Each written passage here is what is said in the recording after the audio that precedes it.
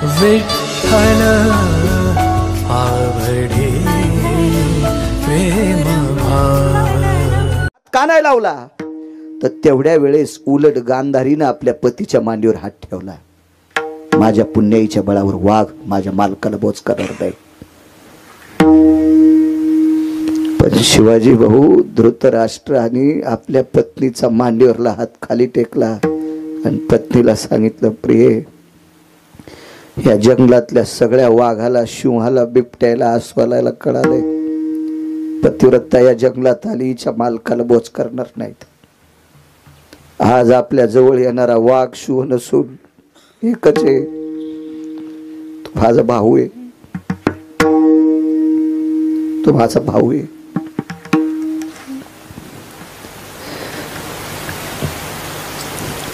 धृतराष्ट्राने फुटक्या डोळ्याने हात पुढे केलेला आवाज दिला, इदुरा आलास?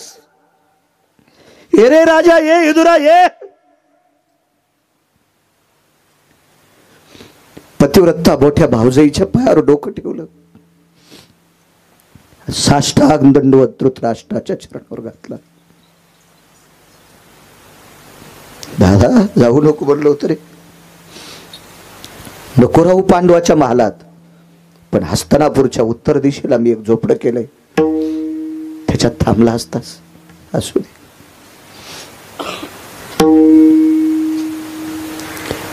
गांधारीने एके दिवशी धृतराष्ट्राला विचारलं होतं, पती परमेश्वरा, तुम्हाला दिसत नाही याच्याकरता जग पाहू नये म्हणून डोळ्याला पट्टी बांधली, तरी 100 का मरावे, तरी 100 का मरावे पुत्र, एखादा तरी का जिवंत राहू नये। हे वाक्य आपल्या बायकोचं ऐकलेलं धृतराष्ट्राच्या अंतःकरणात होतं। आज विदुर काका त्रिकालज्ञानी होते, ज्योतिष्य शास्त्राचा, कालाचा, करण, बव, पळ, निमिष, पंचांगाची भाषा आहे। करणो भवक पळा जायते, निमिषा लाघवी सघस्विता, यत्पूर्ण मिथ्याति जायते, पूर्ण सहिष्णुती जायते। ही पंचांगाची परिभाषा विदुर काकाला अवगत होती, ज्याला आपण ज्योतिष्य शास्त्र म्हणतो। विचारलं, हे काका जी, अरे तुझ्या वहिनी साहेबांची इच्छा आहे की मला 100 पुत्र असताना एक सुद्धा खांदा देण्यासाठी का नसावा, आणि माझी एक इच्छा आहे रे काका। हे विदुरा, मी अंध का झाला असं? पण विदुर काकाला एक माहित होतं, एव्हा वाईट माणसाला सुद्धा सरळ सरळ तोंडावर वाईट म्हणलं की त्याचा राग येत असतो। हुशार होते विदुर काका। जोशी काका शास्त्र प्रखर भाषेत सांगणं हे शास्त्र सांगणाऱ्याचा दोष असतो। शास्त्र हे विस्तृत भाषेत म्हणजे अध्यस्थित भाषेत सांगणं हे शास्त्र सांगणाऱ्याचा सद्गुण असतो। एक मुद्दा सांगतो तुम्हाला। एका माणसानं एका व्यक्तीला प्रश्न केला, माझे स्वप्नात सगळे दात पडले। शिरसगावकरांना विचारलं एका विद्वान व्यक्तीला, माझे स्वप्नात सगळे दात पडले। तर समोरच्या विद्वान व्यक्तीनं सांगितलं, स्वप्नात तुमचे दात पडले सगळे, तुमच्या देखता तुमच्या घरातले सगळे मरणार। ते म्हणला, तुला दक्षिणा नाही, उठ, चाल, तुला दक्षिणा नाही, उठ, माझ्या घरातले माझ्या देखता मारतोस, ओट ओट ओट, तो काळ तोंड तिकडं कर। काय चुकलं त्याचं? त्यानं मला विचारलं, आदरणीय हरिभक्तीपरायण बाळू महाराज गिरगावकर, परवाला मला स्वप्न पडलं, याचा दोष काय? वा वा वा वा वा राजे, ओ काय सांगायचं। यथा कालाति चक्रो भया जायते पुनित पिंडा, तुम्ही एवढे पुण्यवान आहात की घरातल्या सगळ्या लोकांपेक्षा तुम्हाला आयुष्य जास्त आहे। वायर ढिले आहेत का तुमचे? पहिल्यानं काय सांगितलं होतं? तुमच्या देखता घरातली तुमच्या सगळी माणसं तुमच्या आधी मरणार। आणि मी काय सांगितलं? तुम्ही इतके नशीबवान आहात की घरातल्या सगळ्या लोकांपेक्षा तुम्हाला जास्त आयुष्य आहे। अर्थ काय दोन्हीचा? फक्त चोमळून हाणलं आणि पहिल्यानं सरळ निबर टाचाच्या बुटानं हाणलं। मी बुटानंच हाणलं, पण आधी लोणी लावलं मग हाणलं। शास्त्र असं सांगत जावं। विदुर काका हे शास्त्रात पारंगत होते, महाराजजी पारंगत होते.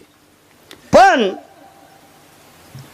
इदूर काकाच्या लक्षात आलं 65 क्विंटल पोलादाच्या भीमाचा हिवाळा करू शकते. गुरगुर गुरगुर अशी बांगडी करू शकते.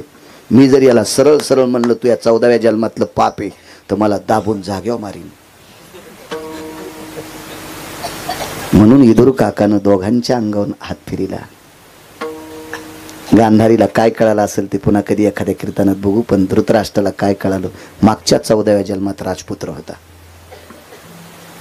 राजपुत्र होता. कर्म चुकत नाही. मी वारकरी संप्रदायात एकच पाप केलं, फक्त पाकिट घेतो. ते बी घोड्यावर बसल्यामुळे घेतो. घोड्यावर जर बसलो नसतं तर काय करायचं, मागणं पुढून फुपट उडा आहे का नाही. घोड्यावर बसल्यावर ह्या गोष्टी लागतात. कारण घोड्यावर बसलं की संग कोणीतरी येतच.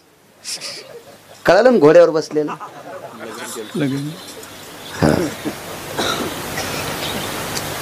तरी पण एखाद्या जन्मातलं पाप असेल, 41 वर्षाच्या काळात बसून कीर्तन करावं लागतंय, हे निश्चित पाप असं हे मान्य करावं लागेल. 4 फेब्रुवारी 2019 गाडी आदळली, मनक्याला मार लागला. चालतो मी सोहळ्यात चालतो, भाऊंना विचारा. वारी नाही सोडित मी. पत्रिका बघितल्याबरोबर आमच्या हरिभक्तीपरायण काय नाव लक्षात येईल, पंडित महाराज, कैलास महाराज पंडित. मला पत्रिकेवर अशी दमदार कीर्तनं दिसली. तुम्हाला म्हणलं ते सरपंच होते की त्यांना सुद्धा म्हणलं अशी दमदार कीर्तनं पाहिजे, जे वाऱ्या करतेत, जे ज्ञानोबाराय तुकोबारायच्या माझ्या नाथबाबांच्या वाऱ्या करतेत, अशा लोकांची कीर्तन ऐक जा. तुम्हाला पुण्य लागेल, ते तुमचं भलं करेन. हा काय करता. एक जण म्हणला महाराज असं कीर्तन झकास करा. म्हणलं त्या बायकोची साडी नेसून नाचतो. कस कीर्तन झकास असते का. अरे कीर्तन सांग. जिथं ज्ञानोबाराय तुकोबारायचे तिला असे सांगितल्या जातात त्याला कीर्तन म्हणतात. आणि तुला बाकीचं ऐकायला लिमिटेड स्टेज येत ना. ऐक ना, तिकडे जाय ना, घेणं फाशी पाय ना. ते 400 एकर फुकल्या काही स्टेज पाहिल्यावर. खसखशीच्या पोत्याला एक छिद्र पाडा, खसखशीचं पोत गाडी बाईला टाका, आणि आंबडावणी तू आंबडत म्हणतो पहिले, आंबड असं नाव. पण पहिले म्हणे कुठे गेला, आंबडाला गेला. हा मांडवा ना, या मांड्याला गेला. अशा जुन्या भाषा होत्या पहिल्या. 20 किलोची खसखस घेतली आमची इथे. एक जणानं गाडीत पोत टाकलं, हमालाला 4 आणि ती हमाली दिली नाही. त्यानं दाबण टोचलं. गिरगावला बैलगाडी आली तर घरी आल्यावर पोतळ रिकामच. तर गिरगावपासून शिलू लोक बॅटऱ्या लावल्या. रस्त्यानं खसखस दिसत नाही आणि पोत्यात थांबली नाही. हिचंच तर नाव लक्ष्मी आहे. मग काही स्टेज पाहिल्यावर अशी लक्ष्मी खसखशी सारखीच जाती. ह्या स्टेज कडे चांगलं बघत जा, लक्ष्मी स्थिर राहत्याल. कशाला बाकीचे स्टेज बघता. इथं अपेक्षा चांगला ऐकायची करा. ज्यांनी अविरत परमार्थाची सेवा केली, संप्रदायाची सेवा केली, अशा लोकांची कीर्तन ऐका. तात्यांसोबत चाललो होतो एके दिवशी मी. 1.5 तास पुढे आलो दिंडीत. धाप लागत होती हो त्या महात्म्याला, दम लागत होता. बोखारे बॉस सोबत होते, शिवाजीबा बोखारे. तरी सकाळचा काकडा 3 वळी तात्या म्हणतच होते. 3 वळी ऐकूच तर होतो. विचार केला, बाळ्या अरे तू काय 41 वय, तुझं फक्त एक हाडदरस बारीकस बाजूला गेले, काय होते चाललं असतं तू. 75 वालांनी गुलेबाबांनी. तिथून आल्यावर त्यांना निमोनिया झालता. तरी पण ही लोक वारीत. ज्ञानोबरायच्या पादुका पालखीत टाकले की माणसं उभी राहतात. तुकोबरायच्या पादुका पालखीत टाकले की माणसं उभी राहतात. सकाळच्या दमाला निहरीला टेकल्या की माणसं खाली बसतात. तोपर्यंत रस्त्यानं खाली सुद्धा बसत नाहीत. अशी निष्ठावंत माणसं आहेत. अशा लोकांची कीर्तन ऐका. आनंद वाटला पत्रिका पाहिल्याच्या नंतर. गोड वाटला ऐकत जा. अशी कधी कधी आमच्यासारख्याची टाळा. कारण मी जरी नियम सांभाळीत असेल पण माझं वय कमी, अजून वय कमी. वारी नाही सोडत कुठलीच. अद्याप सोडणार नाही. वारी आपली नाही, वारी मालकाची. देहूतल्या मालकाची वारी आहे, पैठणच्या मालकांची वारी आहे, आळंदीतल्या मालकांची वारी आहे, पंढरपुरातल्या मालकांची वारी आहे. आपल्याला ती वाऱ्या करता बांधावर होती. यानं बांध पेटिल्यामुळे तितका कडबा जळाला. पाप कोणाला. आपल्या शेतातला बांध जरी आपल्या मालकीचा असेल, पण आपल्या शेतातला बांध पुढच्याच्या शेताच्या बांधाला चिटकलेला आहे याचं भान ठेवलं पाहिजे. कुठेही काड्या टाकायच्या नाही. काड्या टाकणं लई सोपं, पण त्याचे परिणाम लई भोगावं लागत असतात.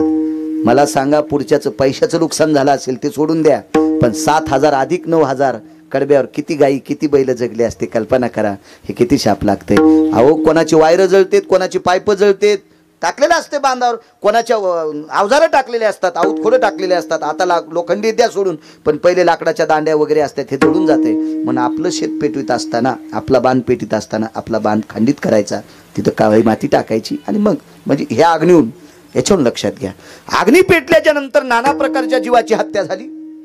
ती आग पेटत पेटत एका दरीपर्यंत आली. त्या दरीमध्ये सर्पिन जणलेली होती.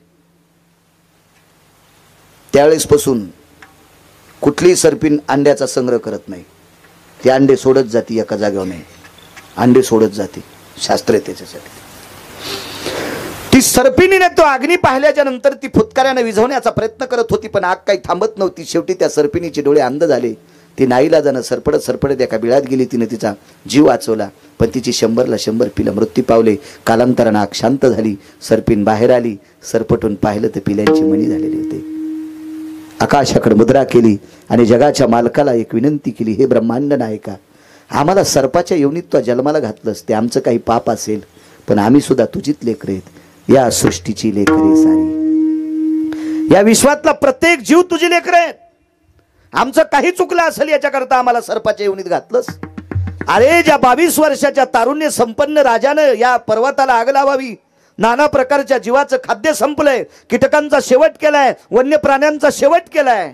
अरे, एवढी माझी पिलं मारली, माझी डोळी आंधळी झाली. एक लक्षात ठेवा देवा, मी आतापर्यंतच्या मागच्या कर्तव्याच्या, आता काय पाप असेल द्या सोडून, मागच्या जन्मातल्या पुण्याच्या साठ्याचा संकल्प सोडते. ज्यानं या पर्वताला आग लावल्यामुळे माझे डोळे अंध झाले, त्याला एक अंधाचा जन्म भेटो. आणि माझे 100 पुत्र जसे माझे जळून गेले, तसे देखता त्याच्या 100 जळो. 14व्या जन्मातलं शापाचं कर्माचं गठुडं धृतराष्ट्राने अंगावर घेतलं आणि द्वापारयुगात ते कर्म फेडलं. म्हणून माझे पैठणमधले मालक म्हणतात, प्रारब्ध क्रियमान संचिताचा भोग, भोगिल्याची भोग तो न सुटे. भोग सुटत नाही जोशी काका. आता 5 मिनिटं घेतो. घेऊ का? नाही म्हणणारच नाहीत तुम्ही. लाकडं आहेत का वाळलेले? जाताना बाळ्या फुकावा.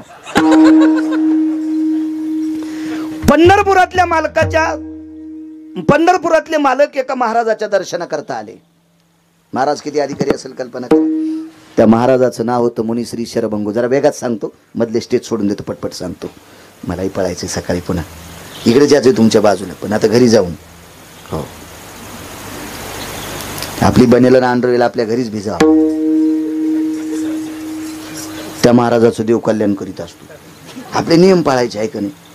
मी 27 वर्ष तुमच्यासोबत 14 वर्ष आलं. कधी धुऊ दिली माझी बनेल अंडरवेल? नाही, अद्याप नाही. माझी बनेल ना अंडरवेल माझ्या बायकोनं आईनंच धुतली. मी अजून पुन्हा कोणाला धुऊ दिलं नाही तर मीच. मात्र आज मग आपण आपलं चांगलं करीत असतो. मग दगडा आपटीला मरण नाही. हा संप्रदाय अभ्यासापेक्षा वागण्याला किंमत देतो. या संप्रदायाला आचरणाला किंमत आहे. आचरणाला किंमत आहे, हे अभ्यासाला नाही. एक जणानं लय पाठांतर केलं, पण दुसऱ्याकडे बघितल्यावर त्याच्या पोटात डबा उठतो. काय अर्थ? हा संप्रदाय काय सांगतो माहिती आहे? आचरणाची ताकद या संप्रदायात. स्वतःची पत्नी सोडून जगात जी बाई भेटन तिला मायन बहीण म्हण. त्याच्यासारखा महाराज भारतात नाही. परावी नारी रखुमाई समान मानिलिया धन काय वेचे. परस्त्रीला जर विटेवरची मालकीन समजिलं तर आपल्या बँकेतलं खातं जळतं का? आपला ऊस उरफाळतो का? आपलं घर जळतं का? नाही. नियम सांभाळायचे. चला घेतो 5 मिनिटं. मोठी परंपरा आहे. या परंपरेला नामनिष्ठ मुक्त कैवल्य आदरणीय साहेबरावजी महाराज कोठाळकर म्हणायचे, भीमशिंग बाबा म्हणजे प्रत्यक्ष पांडुरंग.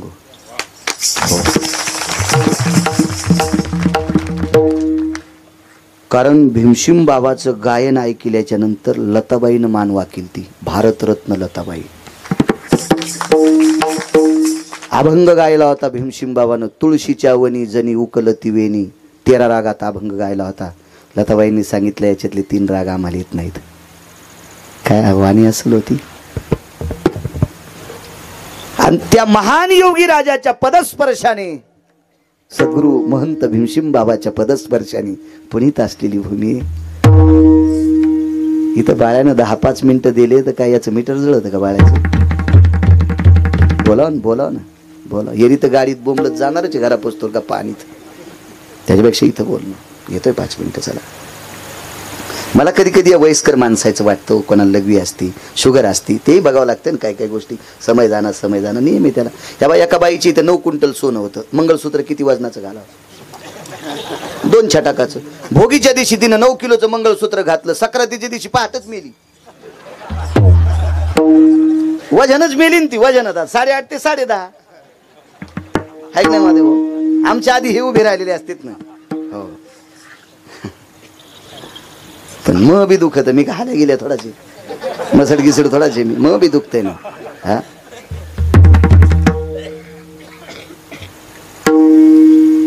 पंढरपुरातला मालक दर्शन करता येईल प्रभू रामचंद्र. ज्या महाराजाचे, ते महाराज किती अधिकारी असतील, त्या महाराजाचं नाव मुनिश्री शरभंगू ऋषी. शरभंगू ऋषीच्या दर्शन करता येत असताना प्रभू रामाच्या महाराजांनी शिष्याला सांगितलं, अरे देव दर्शनाला आले, आश्रम सजवा. आणि अंगावरची त्वचा काढली, खटखट खटखट खटखट त्वचा काढली, एका गोथुड्यात बांधली आणि ते गोथुडं नेऊन ठेवलं. आणि प्रभू रामचंद्र दर्शन घेऊन जाऊस तर तात्विक त्वचा, साधू आहेत ते. त्याचा अधिकार आता पुन्हा एखाद्या कीर्तनात मानेल तुम्हाला. आता वेगात ऐका. प्रभू रामचंद्राने दर्शन घेतलं लोटांगण. लक्ष्मणजीनं दर्शन घेतलं. लक्ष्मण फिरत राहिले. प्रभू रामचंद्राचं बोलणं आटपलं. सुखदुःखाच्या गप्पा केल्या, निघाले. लक्ष्मणजी फिरत असताना थरथर थरथर गथुडं हलत होतं. विचारलं काय? तर पोरं म्हणले तिकडे सरप आहे. कोणाला सरप सांगायले? शेषाला. लक्ष्मण कोण आहे? शेषाचा अवतार. पोरा म्हणले कोणता सरप रे? पोरं म्हणले नका जाऊ तिकडे, सरप यायला माहीतच नाही ना, सगळे सर्प याच्यापासून येत म्हणून. मग पोरं म्हणले तिथे गेल्यावर तुम्हाला उलट्या होत्या. लक्ष्मणजी म्हणले उलट्या व्हायचा काय संबंध नाही, घरून निघलो तेव्हापासून पाणी पिलं नाही तर काय उलटन. गाठ सोडली. साधूची त्वचा आहे, आमच्या गुरुजींची खरी त्वचा आहे. प्रभू रामचंद्र पाया पडत असताना त्यांना वास येईल, त्यांना त्रास होईल, म्हणून तात्विक स्वतःच्या बळावर, भक्तीच्या बळावर त्वचा तयार केली. आणि तुम्ही गेल्याच्या नंतर ही त्वचा पांघरायची. त्या साधूचं नाव होतं शरभंगू नावाचे ऋषी. आले, दर्शन घेऊन निघाले. प्रभू रामचंद्र पुढे गेल्याच्या नंतर लक्ष्मणजीनं सांगितलं, महाराज एक विचारू, आमच्या दादाला काही मागितलं का? नाही म्हणले, मागायसाठी भजन करीतच नाही. मग एक विचारू, तुम्हाला काही दुःख आहे का? कवडीचं नाही. सांगू तुम्हाला कोणतं दुःख आहे? तुमच्या अंगातून रक्त, मांस, पू, किडे, बारीक आळ्या येतात. हो म्हणले, ते मागचं पाप आहे माझं. मग आमच्या दादाला म्हणा ना संपवा. बोलव तुझ्या दादाला. दादा काय लखन? दादा, महाराजांची ही त्वचा खोटी आहे. महाराजांच्या खऱ्या त्वचेतून रक्त, मांस, पू, घाणेरडा वास येतोय आणि बारीक किड्या आळ्या येतात. भगवान म्हणले, लखन विचार महाराजाला. एका सेकंदात महाराजाची त्वचा सोन्यासारखी करतो. महाराज म्हणले, प्रभू त्वचा सोन्यासारखी करतान, पण राहिलेलं पाप कोणी फेडायचं? ते भोग, राहिलेला भोग. प्रभू रामचंद्र म्हणले, पुढच्या जन्मात तुम्हाला जे जन्म भेटेल त्याच्यात तुमची त्वचा खराब होणार. मला नको म्हणले ते. भोगिल्याची भोग. महाराज म्हणले, मला आत्ताच भोगून संपवायचा आहे, राहिलेला भोग पुढच्या जन्मात नको. मागच्या जन्मात केलंय म्हणून आता फेडायलो, आणि आता तू माझं शरीर पवित्र केलंस तर राहिलेला मला पुन्हा पुढच्या जन्मात फेडावं लागेल. मला आताच संपवायचा. मग काय देऊ? मला थंडीचा त्रास होतोय, गरम पाण्याची व्यवस्था कर. आणि अग्निबाण मारला. प्रभू रामचंद्रानं त्या काळात, त्रेतायुगात, आज उनकेश्वरला पाणी गरम आहे, त्याच्या बाजूला 1,000 फुटाचा बोर घ्या, त्याच्यातून पाणी गार येते आणि याच्यातलं गार होत नाही. आमच्या इथलं एक जण मी तिथं नेलं, कर ना आंघोळ. ते म्हणलं, तुला माहिती ना आपल्याला शावर लागते, आपल्याला तुट्या लागतात, टप लागते. म्हणलं प्रवासात काय येळाला केळण, वनवासाला सीताफळ. आता इथं शावरण फ्यावर का आपली सासरवाडी नाही म्हणलं कोणाची. मेदेल ढोकलून म्हणलं, गरम पाणी कोणी केलं? म्हणलं तुया मेवणीनं. 10,000 वर्षापूर्वी अग्निबाण मारला कैलास बुवा, अजून त्याच्यातलं पाणी गार होत नाही. काय साधूची ताकद आहे. म्हणून आपला धर्म माना, म्हणून आपल्या पुराणाला माना, म्हणून आपल्या शास्त्रांना माना, म्हणून आपल्या संतांना माना, म्हणून आपलं जतन करा. इतका अधिकार संपन्न आहे. कल्पना करा, ज्याच्या पाया पडण्याकरता पंढरपुरातला मालक येत होता तो साधू किती अधिकारी. कर्म नाही चुकीत आलं. एक सांगू मुद्दा, 1400 ब्राह्मण होते यज्ञामध्ये. 43,832 लोक एका पंक्तीला जेवत होते. 43,832 गुणिले 14 रोजचे माणसं इतके. 43,832 लोक एका पंक्तीला गुणिले 14 एका दिवसाची माणसं गुणिले 1 वर्ष 53 दिवस. 1 वर्ष, एका वर्षाचे 365 अधिक 53 इतक्या दिवस यज्ञ चालला. त्या यज्ञ 22 दिवस राहायला यज्ञाच्या पूर्णाहुती करता 4 ब्राह्मण लागत होते, 4 महाराज लागत होते, 4 साधू. तिथं 1400 होते. 1400 लोकायला 2.5 किलोचं ताट सोन्याचं जेवायला होतं. एका ब्राह्मणाला 2.5 किलो सोन्याचं ताट होतं जेवायला. पण त्या 1400 लोकांची मिटिंग घेतली. तुम्हाला पूर्णाहुती आता फक्त 4 लोकांना येते. एक नर्मदेच्या तीरावर आहे, एक आमक्या नदीच्या तीरावर आहे, एक तमक्या नदीच्या तीरावर आहे, एक वंग देशात आहे. वंग देशात चर्मवनवती नावाची नदी आहे. त्या चर्मवती नावाच्या गंगेच्या तीरावर कर्णाचं लग्न झालं वर्षाली नावाच्या स्त्रीसोबत. कधी कधी आपल्या नद्यांची नावं पाठवत जा. आपल्या मंगलाष्टकामध्ये सुद्धा नद्या घेतल्या जातात. आशीर्वाद आहेत त्याचे, आशीर्वाद.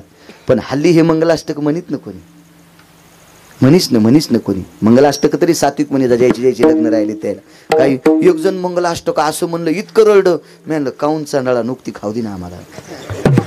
तू काऊन गाव राहिला रे? हा, नवरी जाताना तिळभर रडली नाही. हा, आणि तू काऊन गाव राहिला असे मंगलाष्टक म्हणू चांडाळा खाऊ दिन रे नुकती, खाऊ दिन. सात्विक मंगलाष्टक म्हणा, वेदीचं मंगलाष्टक ब्राह्मणाला म्हणू द्यावा.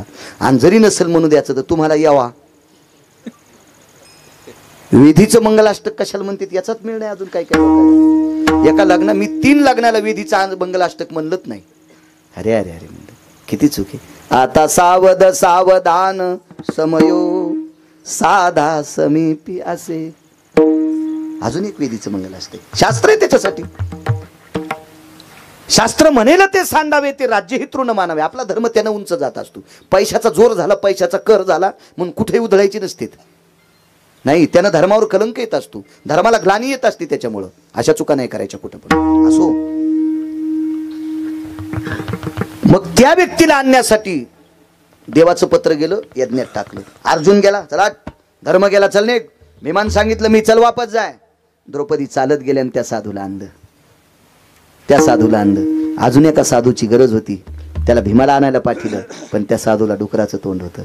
जगातला 1 नंबरचा अन्नदाता राजा. पण एका साधूला जेवता जेवता वाईट शब्द बोलला म्हणून त्या साधूनं सांगितलं, विश्वात 1 नंबरचा तू राजा आहेस, दान करणारा, अन्नदान करणारा. पण हे तोंड तुझं कोणीकडे जातंय? सगळं अंग सोन्याचं होईल पण तोंड डुकराचं होईल. गतो जन्म पापा येते कृतोजी हेती जायते येता आननपुटा भयतीन शुक्राती जायते सर्वा. शुकर म्हणजे डुक्कर. डुकराचं तोंड लागलं, मागच्या जन्मातलं पाप. ज्याच्या पाया पडता कृष्ण जात होते. बघा, प्रारब्ध क्रियमान संचिताचा भोग, भोगिल्याची भोग तो न सुटे. विढोबार प्रारब्ध क्रियमान संचिताचा भोग, भोगिल्याची भोग तो न सुटे. ज्या जैसी कल्पना त्या तैसे भावना, अंती जे वासना जडोनी ठेली. प्रस्तुत प्राप्त प्रसंग निवडलेला अभंग विश्वमान्य, विश्वभूषण, विश्वाधिकार, विश्वप्रिय, देवमान्य, शास्त्रमान्य शांतीब्रह्मनाथ बाबा यांचा प्राप्त प्रसंगी निवडलेला अभंग. विठाला विठाला विठाला आवाज पहिल्यासारखा करा, तो असं कडक करा, कडक. ते रिदम वगैरे कमी करा थोडंसं, ते काय म्हणते बेस वगैरे कमी करा. प्राप्त प्रसंगी निवडलेला अभंग माझ्या शांतीब्रह्म एकनाथ महाराजांचा आहे. या अभंगाद्वारे पैठणचे मालक नमूद करतात की जीवनातल्या प्रत्येक घडामोडी माणसाच्या प्रारब्धानुसार होत असतात. 2-4 बाकीचे पुस्तकं पाठ करणारा, अरे विकू नको. त्याने एके दिवशी मला विचारलं, महाराज मी प्रारब्ध मानित नाही. नको मानू, तुला कोण म्हणते? व्यक्ती स्वातंत्र्य भारतात. तू नसशील मानत, मानू नकोस ना, तुला कोण म्हणते? पण आम्ही ज्या संप्रदायाच्या नावानं 2 वेळेची भाकरी खातो त्या संप्रदायातली माणसं प्रारब्धवाद मानतात म्हणून आपण मानायचा असतो. तू मानत नसशील, नको मानो, काय घेणं आहे त्याला? तू एखाद्या वेळेस चारवाक असशील. चारवाक जन्माला आपल्यात येतात, आपल्यात राहतात, आपल्यात मोठे होतात, आपल्या सोबत खातात आणि आपलं इचकितात. त्यांना चारवाक म्हणत असतात. तू मानू नकोय, पण प्रारब्ध मानावं लागेल. पैठण मधल्या मालकांचं वाक्य आहे, ज्यांच्याकडे बार्त्रिक 36 वर्ष जगाचा मालक काम करण्यासाठी राहिला. आम्ही गणगुळ्या उघडू उघडू बेजार येत अजून स्वप्नात नाही. 36 वर्ष काम करण्यासाठी सामान्य 3 तप झाली जगाच्या मालकाची तिथं. ज्याच्या कृपेशिवाय कुठल्याही झाडाचं पान हलत नाही, ज्याच्या कृपेशिवाय चंद्राचा शीतल प्रकाश नाही, सूर्याचा तेजस्वी प्रकाश नाही, ज्याच्या कृपेशिवाय विश्वातलं काहीच चालू शकत नाही, असा ब्रह्मांडाचा मालक बार्त्रिक 36 वर्ष नाथांच्या घरी काम करावा. त्या व्याप्तीनं पूर्ण असणारी नाथ बाबा. आणि त्यांचं वाक्य प्रारब्ध क्रियमान संचिताचा भोग. जे काय आपल्याला साचलेलं आहे, मग ते पाप असेल किंवा पुण्य असेल, त्याच्यानुसार जीवनातल्या पूर्ण घडामोडी होत असतात. किती मोठे नाथ बाबा. काशीत दिलेली आचार्य, काशीत दिलेली पंडित, काशीत दिलेली शास्त्री पदवी ही खरी एक खोटी पैठणला तपासल्या जायची. इतके नाथ बाबा विद्वान. आणि त्यांचं वाक्य प्रारब्ध क्रियमान संचिताचा भोग. मला असं वाटतंय नाथबाबांच्या काळामध्ये, त्यांच्या अगोदर रामेश्वर शास्त्री आदी करून त्या काळात तुकोबरायच्या यांच्या काळामध्ये, त्या पुढच्या काळात, त्या काळात शास्त्री होते. त्याच्यानंतर तुमच्या आमच्या काळात महाराष्ट्रात पहिले 3 शास्त्री आले. तुकाराम महाराज महामुनी, जगन्नाथ अण्णा पवार आणि प्रल्हाद शास्त्री दैठणकर. या तिघांच्या अगोदर महाराष्ट्रात कोणीही शास्त्री नव्हता. काशी विद्यापीठातले पहिले शास्त्री, पहिल्या वर्गाने आलेले, पहिल्या क्रमांकाने आलेले हे 3 शास्त्री, आणि महाराष्ट्रात पहिले आलेले हे 3 शास्त्री. आता भरपूर आहेत. विठाला विठाला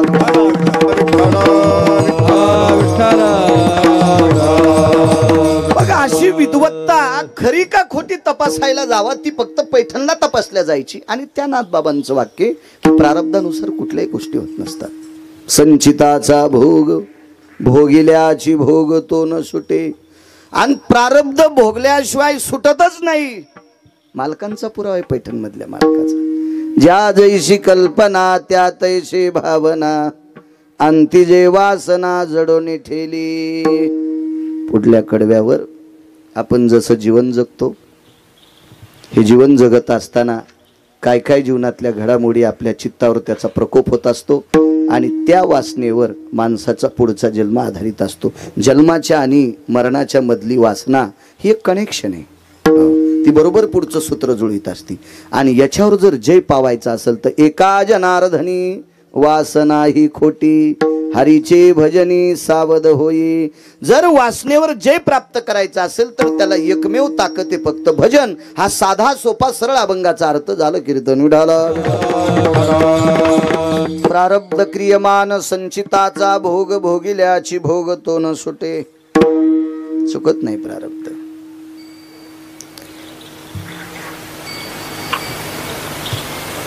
आतापर्यंत प्रारब्ध हे पंढरपुरातल्या मालकाला जोशी काका भोगावं लागले. तुम्ही आम्ही कोण्या झाडाचे पाल आहेत. हय शिरसगावकर, काय ताकद आहे शिरसगाव. काय पात्रता आहे आपली. कल्पना करा, ज्या नदीमध्ये हत्ती वाहून जातो त्या नदीत शिळी वाहती, काय नवलाची गोष्ट आहे. ज्या नदीत हत्ती वाहतो त्या नदीमध्ये शिळी वाहून गेली, काय नवलाची गोष्ट आहे. जिथे विठेवरच्या मालकाला प्रारब्धानुसार चालावं लागतंय तिथं तुमची आमची काय कथा आहे. कर्मे श्रीराम वनवासा गेला. 7व्या अवतारात पंढरपुरातल्या मालकाला स्वतःच्या कर्मानुसार 14 वर्ष 27 दिवस बिना चप्पलाचं फिरावं लागलंय. 14 वर्ष 27 दिवस बिना चप्पलचं पंढरपुरातल्या मालकाला त्रेतायुगात फिरावं लागलं. त्याला नाही बदल करता आला. काय तुमची आमची कथा आहे. कोणाला म्हणायचं लक्ष्मी. नुसती लक्ष्मी नावाची बाई का बुवा. होय गुंगरड बुवा. नाही, तुम्हाला आणि मला किती श्रीमंत करायचंय आणि मंदिरापुढे ताट घेऊन बसवायचे किंवा एखाद्या वारीमध्ये पुलावर थाटी घेऊन बसवायचे. ही जी चाहतात आहे तिला जोशी काका लक्ष्मी म्हणतात. ती लक्ष्मी ब्रह्मांडाच्या मालकाला सोडून 6 महिने 26 दिवस एकटीच बसली. योग घडला सीता देवी. मागे पुढे सांगतोय. तिला प्रारब्ध चुकत नाही. तुम्ही आम्ही कोण? कोण दशरथ राजा? एका माणसाच्या पोराला नोकरी लागली, 83,000 पगार त्याला महिन्याला, 82,000ची महिन्याला पेत होत. ते 1,000 खात्यावरले काढता येत नाहीत म्हणून त्याला पेता येत नव्हती. तरी त्याचा बाप वजनात बोलायचा, माय बाबाला 83,000 पगार. याच्या बाब्याला बटन दाबून कोण्या दिवशी मारायचं ज्याच्या हातात आहे त्याला देव म्हणतात. आणि हा ब्रह्मांडाचा मालक, ब्रह्मांडाचा बाप, ज्याच्या पोटी जन्माला आला तो दशरथ राजा किती मोठा असेल कल्पना करा. कोण लक्ष्मण? ही पृथ्वी ज्याच्या डोक्यावर आहे, ज्यांनी जराशी अशी हालचाल केल्याच्या नंतर किल्लारी सारखं होतंय, ज्यानं थोडीशी हालचाल केली की माळीन गावासारखं होतंय. परवाला एका गावात हालचाल केली, अख्खी एसटीच मधात गेली. आपल्याकडे टीव्ही नाही, सांगते टीव्ही वाले लोक, मोठे मोबाईल वाले. मोबाईल बी आपल्याकडे छोटा आहे, याच्यावर मरायचं काय ताण.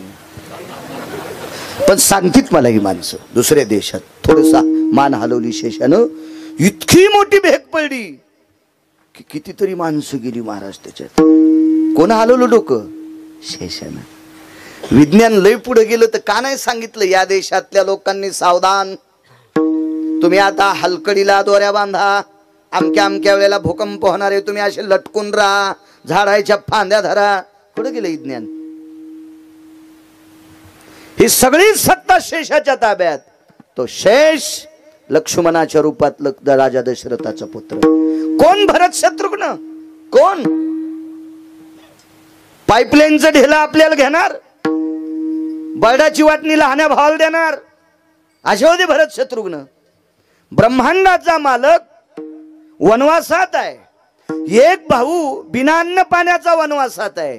राज्य प्राप्त झालं भरताला. नंदीग्रामाच्या ठिकाणी अंगाला काव लावली आणि बायकोला सांगितलं 14 वर्ष घरी थांब. त्याला म्हणायचं भरत.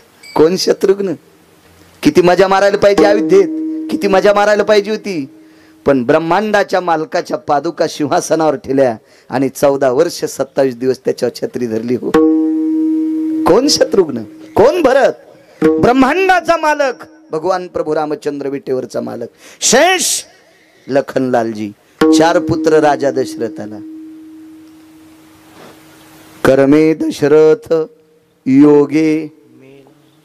4 पुत्र. जगाचा बाप, ज्याचा पुत्र आहे, जगाच्या बापाचा बाप. ही व्याख्या तर पटली तुम्हाला साधी. म्हणजे विश्वाच्या मालकाचा पिता राजा दशरथ, पण एकही जवळ नाही. 4 पुत्र राया दशरथा. 4 पुत्र. अंतकाळाच्या वेळेला एकत नाही. कर्म त्याला चुकलं नाही तर 100-200 टन ऊस होणाऱ्यानं कशाला शेपूट हलवायची?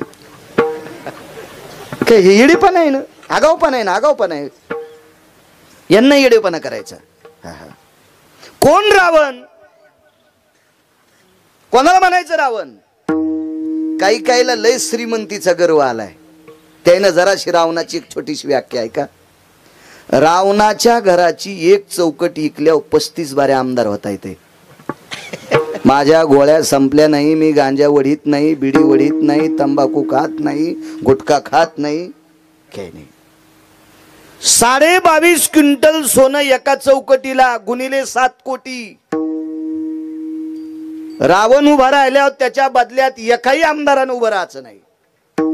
7 कोटी घरं सोन्याचे. बरं हे मी सांगतो म्हणून ऐकायचं का गिरगावचं बाळू? या 18 संतांपैकी मालकांचा पुरावा आहे. कोटी घरे जे थे काश्यानी ताब्याची.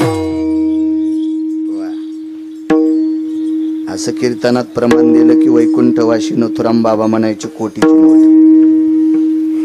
कोटी गाता सगळ्यांना येतं, प्रमाण फक्त वारकऱ्यांना देता येतं. विठाला विठाला विठाला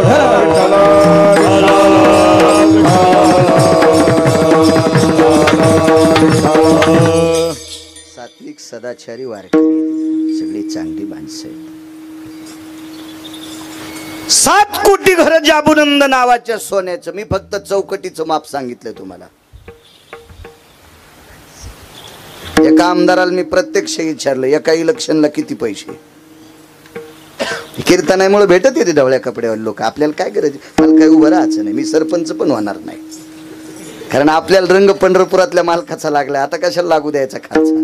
हो, इतके लागते.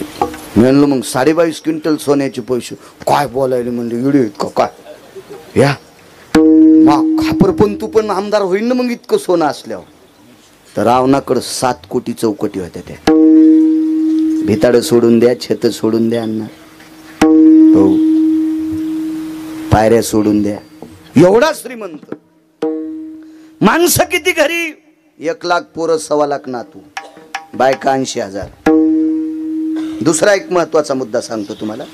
बायका 80,000, 1 लाख पोरं, 1.25 लाख नातू. मग आता ज्याच्या बापानं 80,000 केल्या त्याच्या पोरायला 10 तर करता येत असत्यांना. उग उग उग उग उग पुसटचं गणित लावा. बापाला किती येता? 80,000. मग 1 लाख पोरं गुणिले 10, नातवायला 5-5च धरा. चला 80,000 सासरवाड्या. तर मग सासरे सांगता येतील रावणाचे 80,000, पण रावणाच्या सासा नाही सांगता येणार मला. त्यानं बी 10 इशीच केले असते. हे मी सांगत नाही, रामायण सांगते. कशाला पडन ते रावण? किती मोठा रावण? पाषाण परीस भूमी जाबुनंद, अख्खे दगड परीस होते. जाबुनंद सोन्याची भूमी होती. किती मोठा श्रीमंत रावण. पण कर्मे रावण क्षय पावला. नाही चुकीत आलं त्याला प्रारब्ध, नाही चुकीत आलं. फार इतक्या कल्पना लढवायचा रावण की त्यानं मनात आलेली कल्पना कॅन्सल करण्यासाठी पंढरपुरातल्या मालकाला घाम येत होता. घाम येत होता घाम. त्यानं 3 कल्पना इतक्या विचित्र केल्या. समुद्र गोड करीन, स्वर्गाला पायऱ्या करीन आणि सोन्याला सुगंध आणील. ह्या तिन्ही त्याच्या इच्छा संकल्पना मोडण्यासाठी पंढरपुरातल्या मालकाला किती त्रास झालाय. 2 पुराणात पहा आणि 3 शास्त्रात पहा. घरी गेल्यावर पहा, इथं नसते गहू शकते. विठाला विठाला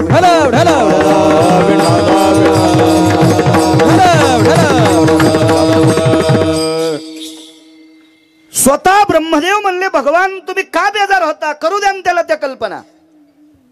हो द्या समुद्राचं पाणी गोड, सगळ्या लोकांना गोड पाणी मिळेल. हो द्या सोन्याला सुगंध, हो द्या स्वर्गाला पायऱ्या. पंढरपुरातल्या मालकांनी सांगितलं, समुद्र जर गोड झाला तर पाणी सगळे पेतेन, पाऊस पडणं बंद होईल. कारण सागरातलं पाणी खारय म्हणूनच पाऊस पडतय. शारोदकम भयस्थितानाम भास्कर भययनि तेज कांती निधिपदे भययन जायन्ते. प्रश्निर्भयतति संग सुधाना, प्रश्निर्भयतति संग सुधाना. बाष्पजयोतिति जायन्ते उष्णो भययनि सकल कला. तेजो कांति दिवक्करो प्रपटलन्ति जायन्ते. वरुषत मेघम संगजना, वरुषत मेघम संगजना, वरुषत मेघम संगजना. गांजा कसम लिखितम. जोशी का काय गांजा फुकेन दिले. त्या पाण्याशिवाय बाष्पीभवन होत नाही, आकाशाच्या प्रपटलाला घासत नाही आणि तोपर्यंत पाऊस खाली पडत नाही. पाऊस नाही पडल्यावर काय होईल? चुकीची कल्पना रावणाची. सोन्याला जर सुगंध असता तर सोनं कुठं लपून ठेवलंय चोट्याला विचारायची गरजच नव्हती. कपाटात सोने फोडा. पुस्तकच्या कल्पना सांगायला फार हात घालीत नाही मी, इथून निघत असते. वरलं सांगतो, जास्त हात सांगायला का मी इतका येडा थोडा गुत्त थोडं घेतलं. ही कल्पना छोटी. आणि जर स्वर्गाला पायऱ्या केल्या असत्या तर इमानदारीनं 2 मिनिटं असं डोकं घासा, नास्तिक माणसं आधी स्वर्गाला गेले असते. ज्यानं मोजकी पेली का त्यानं महाराजाची कष्टे धरून वडे असते. बाळ्या खाली होय. नाही आमच्यावर घेतल्यावर तुमची लय खसखस पिकली. हा तुम्हाला का आरत्या केल्या असत्या का तुमच्या? हा दुसऱ्याचं पेटल्यावर मस्त शेकून घेता. हा पण त्याच्या शेकानं तुमचं जळत हे ध्यानात ठेवा. विठाला विठाला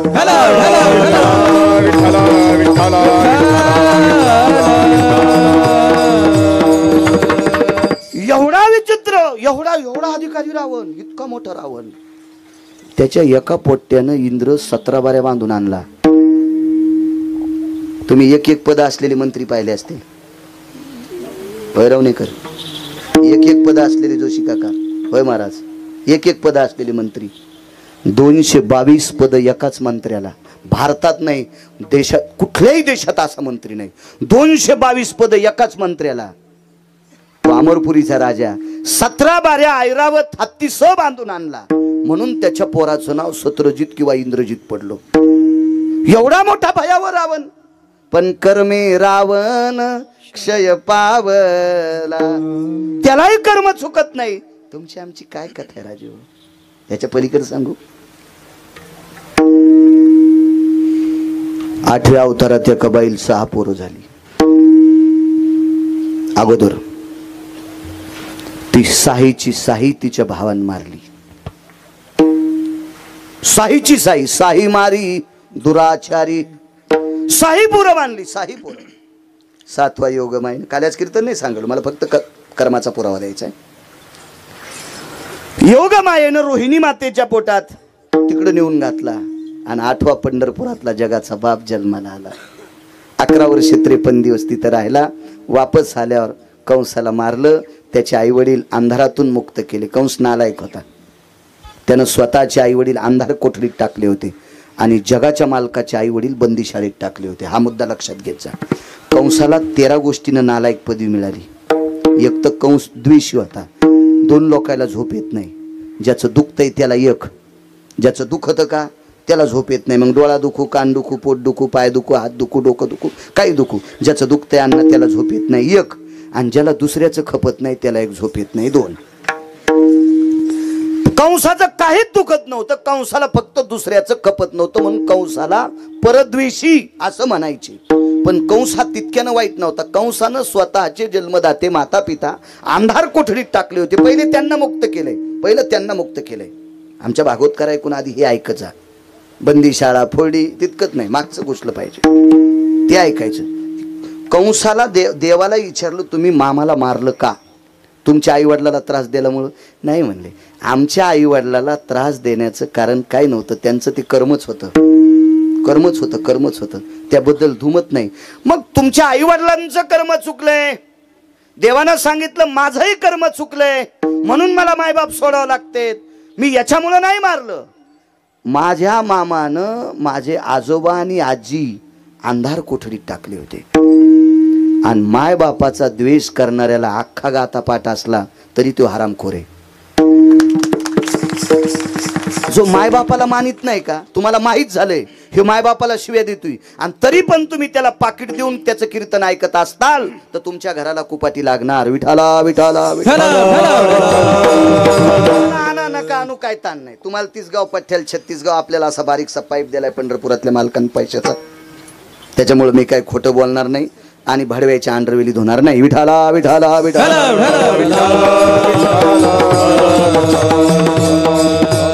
कारण माझे देहूतले मालक 2 लोकांच्या पाया पडतात. नमो तया माता पित्याचे पालन, नमो त्या वचन सत्यवदे. सांगितलं होतं मी तुमच्या शिरसगावला पुरावा. जो आई वडिलांचं पालन करतो तुकावराय म्हणतात नमो तया माता पित्याचे पालन. जो आई वडिलांचं पालन करतो जोशी काका तुकोबराय म्हणतात मी त्याच्या पाया पडतो. नमो तया सत्यवचन. जो खरं बोलतोय मी त्याच्या एक पाया पडतो. आई वडिलाची सर्वात मोठी, आई वडिलाची सेवा केली इतकी जगात दुसरं कुठलं पुण्यच नाही. आणि कुंखावाल्यांना सांगतो नवऱ्याची सेवा केली इतकं जगात कुठलंच पुण्य नाही. महाराज घरी आल्यावर काजू टाकून दूध देते आणि पप्याच्या बापान चहा कर म्हणल्यावर पहाटच प्याला म्हणती. अशी बाई ज्या गावात आहे त्या गावात पाऊस कमी पडतो. टक टक दिसायल्यात नवऱ्याला खालीवरी बोलणार. तुम्ही 4 जणी उठा, पटकन उठा. तुम्ही 4 जणी पटकन, मंडप जळण तुमच्या पापानं. 4 जणी उठा. जाऊ द्या मरायची बाबा एखादी. विठाला विठाला विठाला.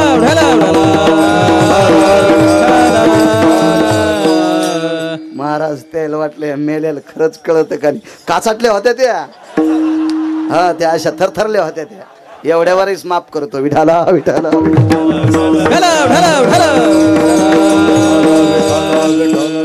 खरंच सांगू का तुम्हाला, खरंच सांगू, माझ्या पाचपोर बाबांच्या मुखारविंदातून ऐका. माझा पंढरपुरातला मालक एका बाईच्या 9 बाऱ्या पाया पडला. ती बाई एकदा सुद्धा पंढरपुरातल्या मालकाच्या पाया पडली नाही. तिचं नाव होतं लोपामुद्रा. सीताई साहेब तिच्या 7 बाऱ्या पाया पडल्या आणि आईसाहेबांनी विचारलं, मालक ती एकदाही आपल्या पाया पडली नाही, तुम्ही तिच्या पाया कसं काय पडलात? तर विटेवरच्या मालकाने भगवान प्रभू रामचंद्रने सीतेच्या तोंडाला हात लावला, सीते आपण नशिबवान आहेत, तिने आपल्याला पाया पडू दिलंय. करते काय? ती फक्त नवऱ्याच्या 3 टायमाला पाया पडत होती. त्यांचं नाव होतं महर्षी अगस्ती. अशा महात्म्याची पत्नी लोपामुद्रा. बाईनं मालकाची सेवा करणं त्याच्यासारखं पुण्य जगात कुठलं नाही. मुलांना आई वडिलांची सेवा करायची, आपापल्या कर्तव्यावर आरूढ राहायचं. असो, स्वतःच्या आई वडिलाला बंदी शाळेत अंधार कोठडीत टाकलं याच्याकरता मी त्याला मारलंय. घरी आले, बंदी शाळा फोडली. आईने विचारलं, कोण आहेस तू? मी कृष्ण आहे. बाबांनी तुला नेऊन घातलं तू? हो मी तेच आहे. अरे तुला मी आंघोळ घातली नाही, टाळू माखली नाही, तुला कपडे घातले नाही रे, तुला अंगाई गायली नाही रे, मला आई म्हणतोस? भगवंतानं सांगितलं मी आई म्हणणारच तुला. मग एक काम करणं, लहान होईन कर्म सांगायलो. पंढरपुरातला मालक झाला लहान. वय किती होतं माहितीये का? 11 वर्ष 54 दिवसाचं वय होतं. देवाचं वय होतं 11 वर्ष 54 दिवस. 53 दिवस तिथं राहिला आणि 54व्या दिवशी इथं आला. वाचून सांगतो मी, ऐकून सांगत नाही कोणाचं, अद्याप नाही, वाचून सांगणार. एखाद्याचं ऐकून सांगितलं, जर मला विचारलं कॉलर धरून एक कशात लिहिलेले, तो धोतर पिवळं होऊन खुर्ची पिवळी होईल. हां हां हां हां आपल्याकडे पुरावा असला तर बोलावा. उगं नाही गप्पा करायचे, वक्त्यानं चुकीचं संभाषण. कारण पुराणाचा असंच सांगितलं पाहिजे. आणि पुराणाला देहूतल्या मालकानं कंठात धरलं. पहावे पुराणी विचारून तुका म्हणे नाही विश्वास जामनी. पहावे पुराणे विचारून. पुराणाला किंमत दिली. आपण पुराण पाहुणे ग्रंथ करावे कीर्तन, शास्त्राचा नियम आहे तो, पुराणाचा नियम, वेदाचा नियम आहे. आणि मग लहान झाला तो.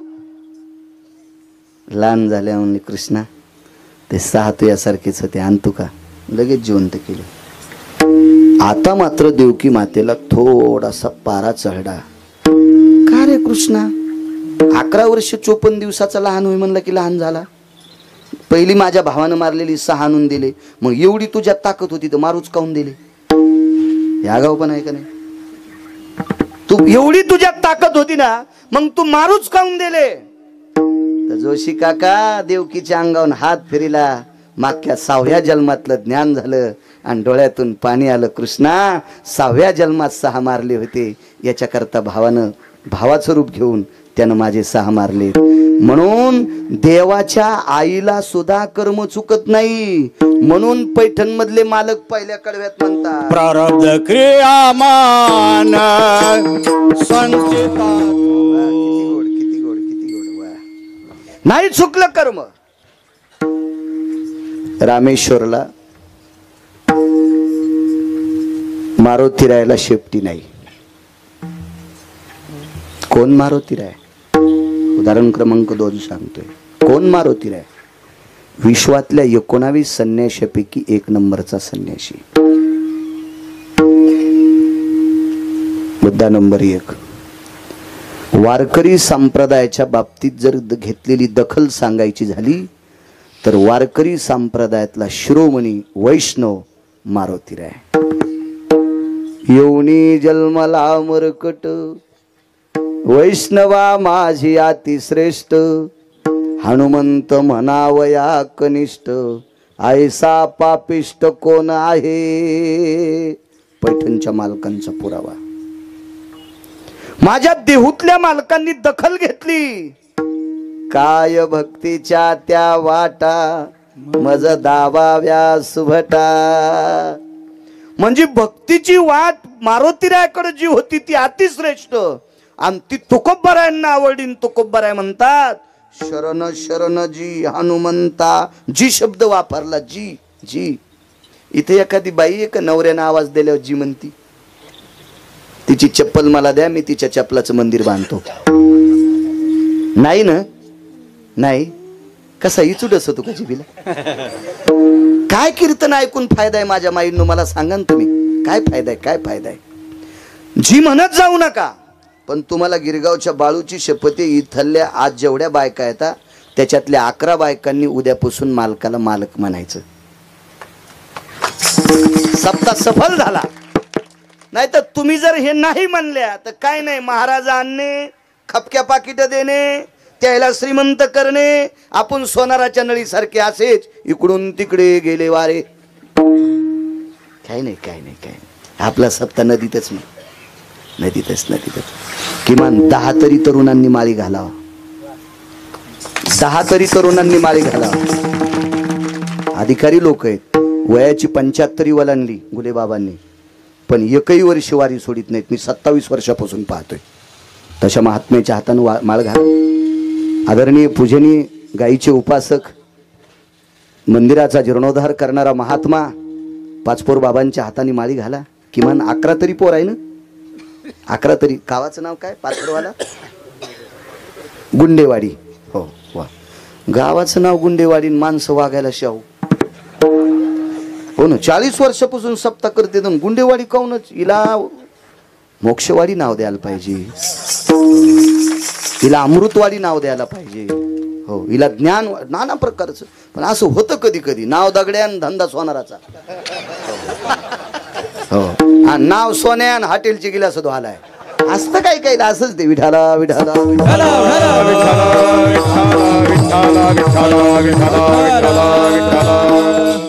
असू द्या. तुमच्या नावात जरी गुंड शब्द असेल तरी तुम्ही परमार्थातले गुंड आहेत इतकं लक्षात ठेवा. विठाला विठाला विठाला विठाला विठाला विठाला विठाला. काय सांगू लागलो?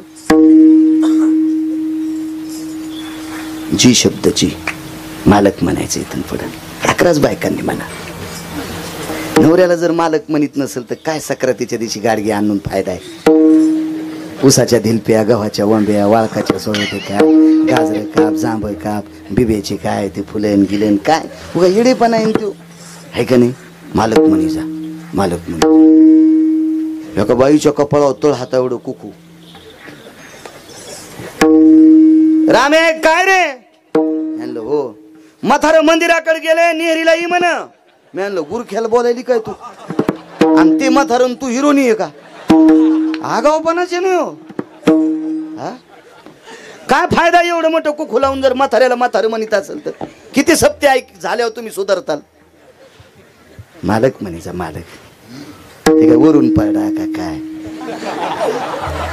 बर, त्याच्यावर नांगर घातल्यावर तुमची लय खसखस पिकती. तुम्हाला ह्या तळ्यात गावसाल्यात का? तुम्ही बी बुटा हरपून घरी येत जाऊ नका ना. तुम्ही जरा हिशाबात येत जा. तुम्ही बी लक्ष्मी म्हणी जा, म्हणी जा लक्ष्मी. हा, पपेची माय, यमुनीची माय, काय गौसरी का तुम्हाला ती? आता त्या खुश झाल्या. नाही, एक पात्री बोललच नाही पाहिजे माणसाने. विठाला विठाला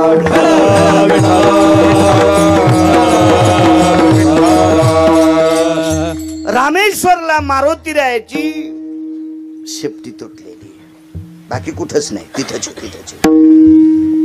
19 संन्याशापैकी 1 नंबरचा संन्यासी, ज्या संन्याशाला वैष्णवातला अतिश्रेष्ठ पैठण मधल्या मालकांनी पदवी द्यावी, देहूतल्या मालकांनी जी शब्द वापरून नमस्कार करावा, आणि आळंदीतल्या मालकांनी त्यांना प्रत्यक्ष शंकर म्हणावा. ध्वजस्तंभावरी वानरू ते मूर्तिमंत शंकरू. आळंदीत 3च पुरावे बघा, बाकी अजून तुम्हाला गाठ्यात पार सापडतील. तर त्या मारुती राहायला तिथं शेपटी नाही. एक जणानं सांगितलं, आता ऐका बरं का. आणि काय मारुती रायाला लिंगान्या करता प्रभू रामचंद्राने पाठीलं बर का. आणि मारुती रायाला लिंगान्यासाठी वेळ झाला बर का. तोपर्यंत प्रभू रामचंद्राने वाळूचं लिंग स्थापन केलं बर का. आणि मारुती राय खरं लिंग घेऊन आल्याच्या नंतर त्या लिंगाची प्रतिष्ठापना झाली, प्राणप्रतिष्ठा झाली, होम हवन विधी झाला. आणि मग मारुतीरायाला राग आला आणि मारुतीराय प्रभू रामचंद्राला म्हणले, भगवान माझी मूर्ती आता मी आणलेली पिंड मंदिरात बसवायची. आणि मग प्रभू रामचंद्र म्हणले, पहिली पिंड काढून टाक. मग मारुतीरायानं शेपटीचा आळा घातला आणि ती पिंड काढत होते, पण पिंड निघली नाही, शेपटी तुटली बर का. आणि म्हणून मारुतीराय तिथं बिना शेपटीचे झाले. वाचून सांग जाय रे सुमळ्या, माणसं मरतेन रे.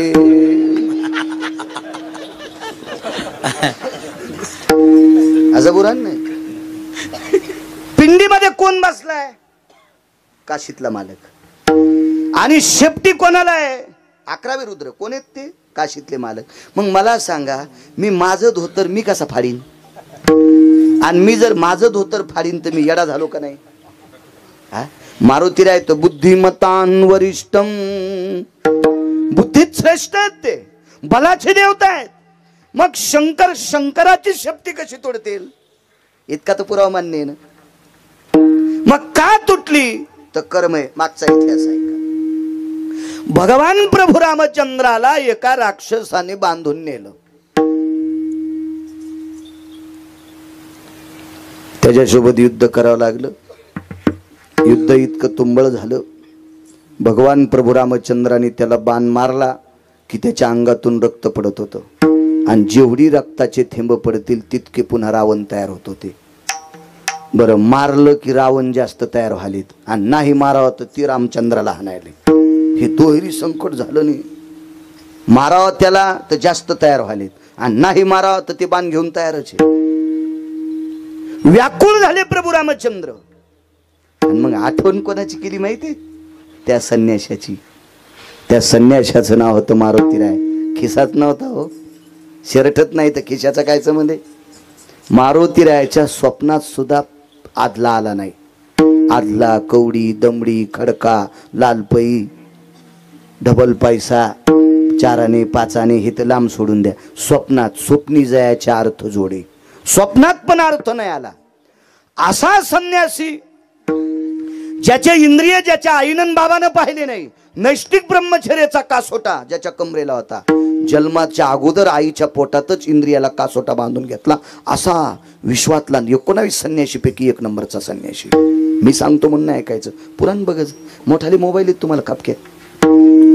आता ग्रंथशास्त्र पुराण विकत घ्यायचं काम नाही. ते काहीतरी असं बटन दाबतात ना, गुगल वगैरे, ते ऍप वगैरे घ्यायचं.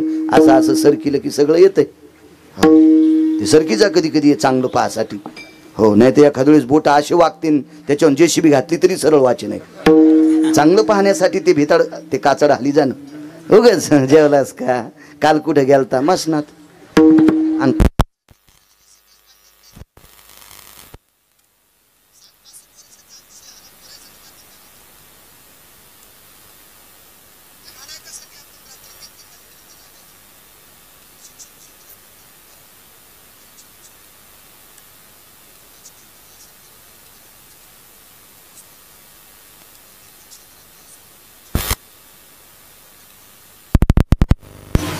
शेतकरी राजा असेल त्यानं शेतीचे तत्व पाहायचे आहे. त्याच्यात विश्व भरले.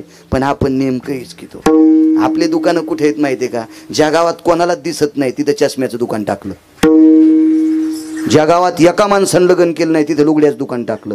आणि ते कशा लुगडी विकत घेते, बायकात नाही द्यायला. आपला असं चुकीचा कारभार चाललाय. मग आपलं गणित बी चुकायलं, मग आपल्या हातात भोपळा पडायला. विठाला विठाला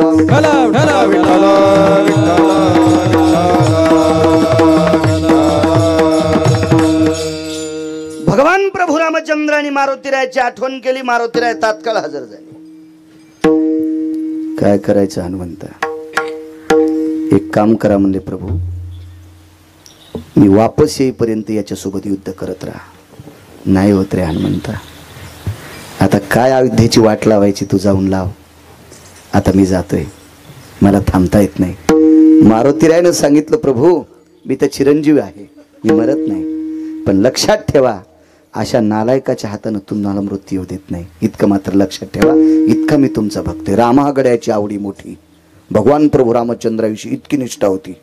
तुम्ही काळजी करू नका, मी फक्त वापस येईपर्यंत तुम्ही युद्ध करत राहा. गेले. मारुतीराय प्रभू रामचंद्राला दिलासा दिला. का शेपटी तुटली? कर्म सांगायलो, प्रारब्ध क्रियमान. उदाहरण क्रमांक 2.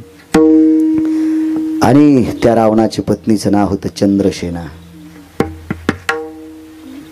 जीवनभर जो संन्यासी कुठंच वाकला नाही, आयऱ्या गैऱ्यांच्या पुढे वाकला नाही, तो संन्यासी त्या चंद्रसेनेच्या पुढे लोटांगण घातलं. कोण?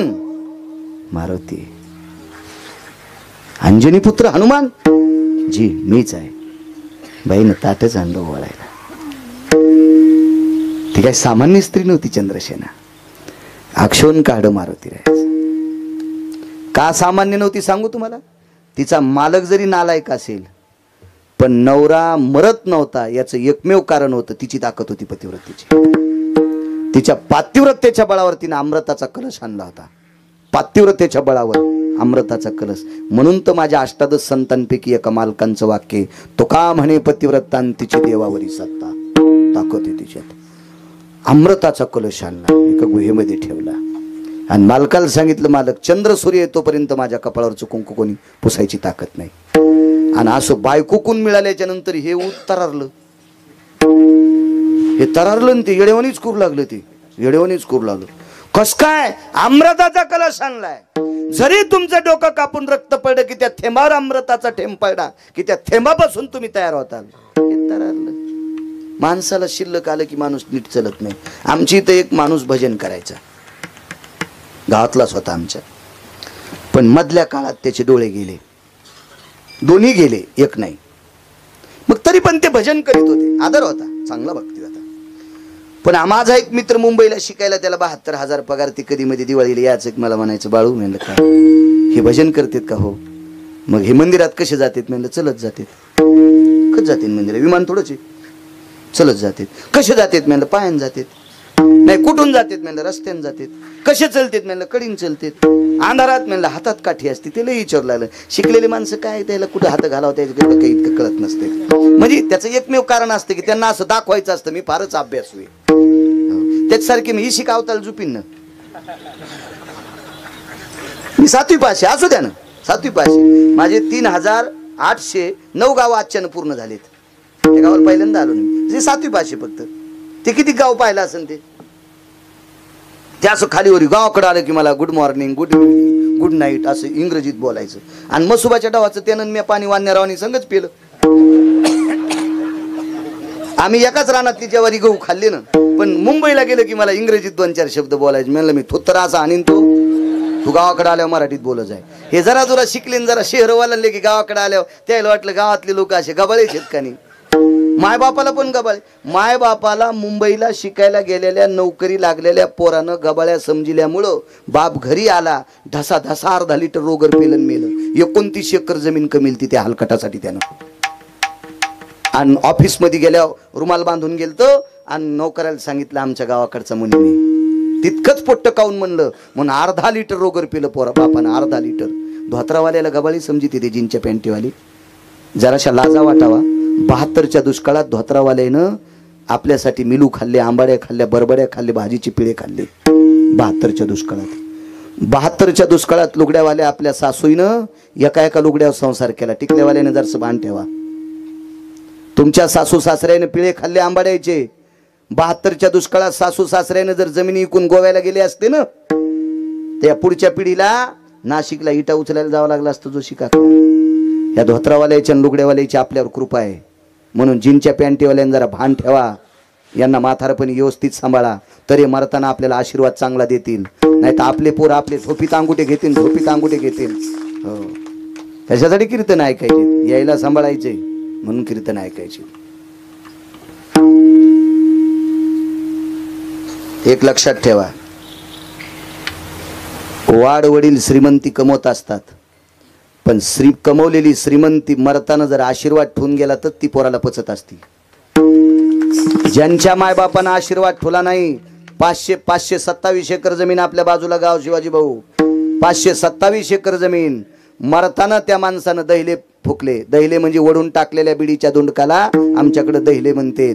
शेवटच्या टप्प्यात त्याला बिडी भेटत नव्हती. बिडी जाळण्यासाठी ईदभर जागा नव्हती गरजे माऊली. 527 एकर जमीन प्युअर काळीची. मायबापांना आशीर्वाद ठेवला नाही. असं कोणाच्या जीवनात येऊ नये याच्याकरता आपल्या वाडवडिलाचा आशीर्वाद कमवा, त्यांची सेवा करा. याचंच नाव कीर्तन आहे. विठाला विठाला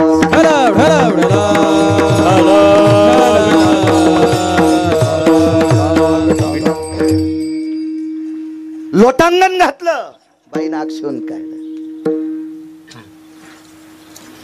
खरंच हनुमंत आहेस का? हो आई साहेब, मी हनुमंत आहे. मला राम दाखवशील? मारुतीने 4 वेळेस छाती फाडली. एक वेळेला सीतेचं समाधान करण्यासाठी फाडली, आणि एक वेळेला चंद्रसेनेचं समाधान करण्यासाठी फाडली, आणि 2दा कधी फाडली ती पुढच्या कीर्तनात. सगळ्या गोळ्या एका चक्रात दिल्या नाही पाहिजे, दवाखाना ऐकावा लागत असतो.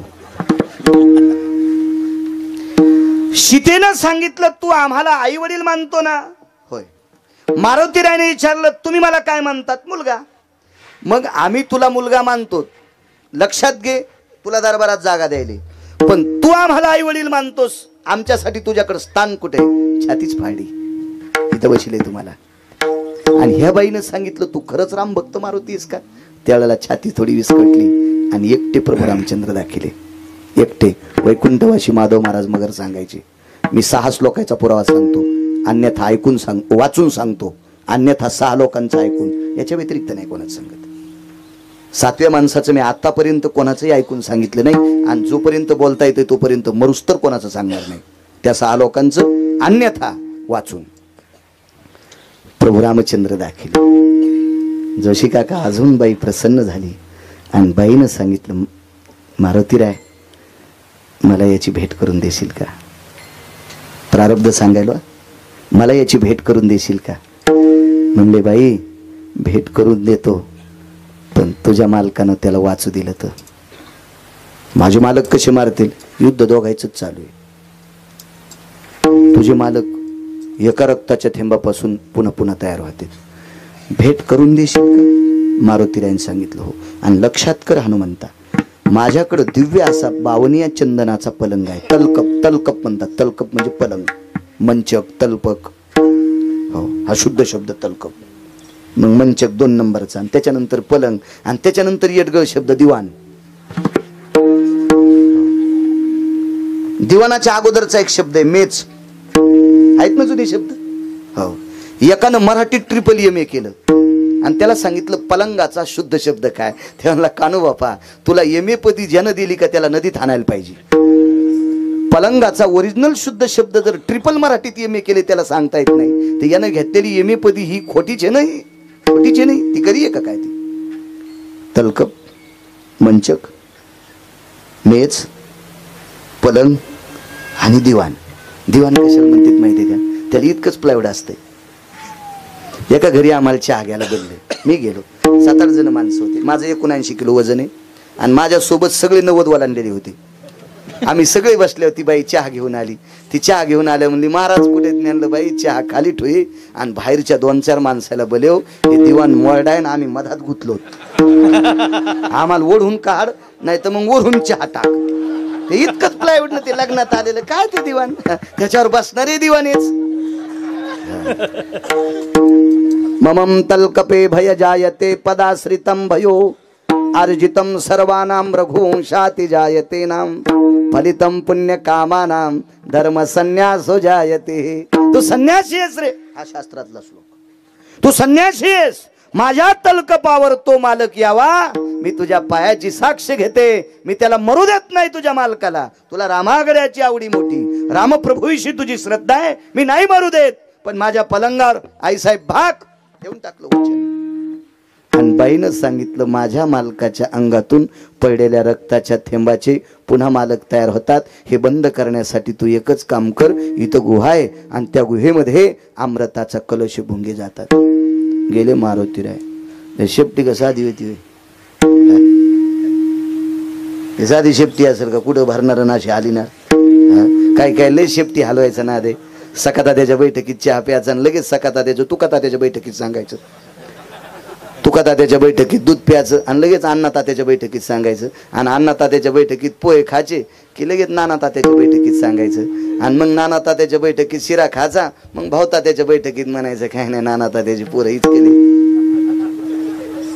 ही ही ही पळी म्हणायचं. अशा काही पळी आहेत बघा दांडे तुटलेल्या. हो हो, हे इलेक्शन पिरियड चालू असला की ह्या पळ्या सुरूच राहत्या. कधी खिरीत जाय, कधी कढीत जाय, कधी वरणात घुस, कधी पिठल्यात घुस, अशा लय पळ्या आहेत. मला इथं टकटक दिसायल्यात 9-10, पण नाव कशाला घेऊ? विधाला विधाला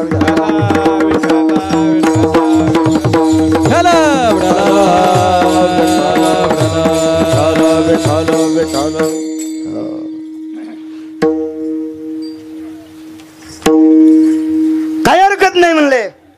येतो दर्शन. ते काऊन तरारलं होतं ते सांगता सांगता राहिलं. आमच्या इथलं आंधळ भाजनाला जात होतं ना, याच्यावर ते तरारलं तिचं नवरा बायकोच्या बळावर. आणि मग ते आमचे ते मुंबईला शिकायला होतं, ते मला म्हणला हे 150 रुपये घे आणि तात्याला कंदील देऊन टाकतो. मी म्हणलं आंधळ्याला कोण दिलं? ते म्हणलं तुला कळतच नाही बाळू काय? मी म्हणलं हो मला कळत नाही म्हणूनच महाराष्ट्र फिरायलो.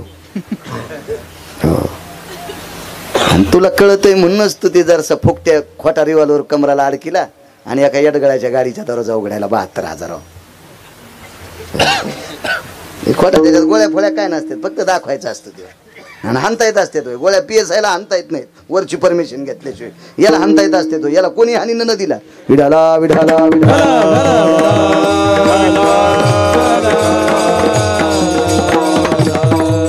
सहज बोलून जाते. ते म्हणलं तुला काय करायचं? हे कंदील घेऊन दे, मेद्याला आणून राखेलची कॅन पासली. ते मथारा आडमुठ होतं ते म्हणलं सपाळ्या मला आंधळ्याला कंदील काय करायचा? मी म्हणलो दादा मी नाही द्याला साहेब. हा मग त्यांचं डोकं भारीचे पाहते म्हातार. आणि तेव्हा मला 1418 अभंग पाठवते आणि मग डोकं गुंगलेलं आणि ते भारी. त्याला माळ नाही फाळ नाही काय नाही आणि ते भारी. ते असतंच चमकलेले माणसाचं जरसा खेळ वाढानं चलत असतं. ते म्हणत असतात माणसं कोणाला चांगलं.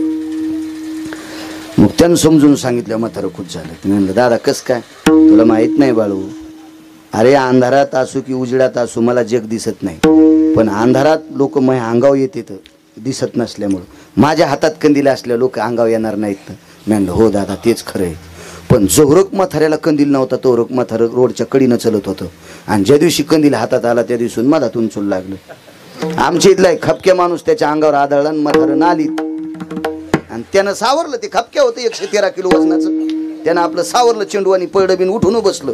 म्हातारं लागलं त्याला शिवाय द्यायला. अक्कल नाही, डोळे आहेत असे डोळे आहेत तरी मला नालीत पाळलं. कंदील माझ्या हातात होता. मी लगेच म्हणलं दादा कंदील मंदिरातच इजलेला होता. मग इजलेला कंदील घेऊन जर म्हातारं इतकं तरारत आहे तर त्याच्या बायकोनं अमृताचा कलश आणला ते किती तरारत असेल याचा विचार करा तुम्ही. त्याच्या बळावर जगाच्या मालकासोबत कुस्ती खेळत होतं ती बडवं. त्याला श्लोकात 2 शिव्या दिल्या तितक्या घाणेरड्या. त्या शिव्याचा एक अर्थ इतका घाणेरडा आहे कारण माझं वय कमी असल्यामुळे त्या श्लोकाच्या शिवेचा अर्थ यांच्या पुढे सांगू शकत नाही. मला फक्त वाचायचा नाद आहे. विठाला विठाला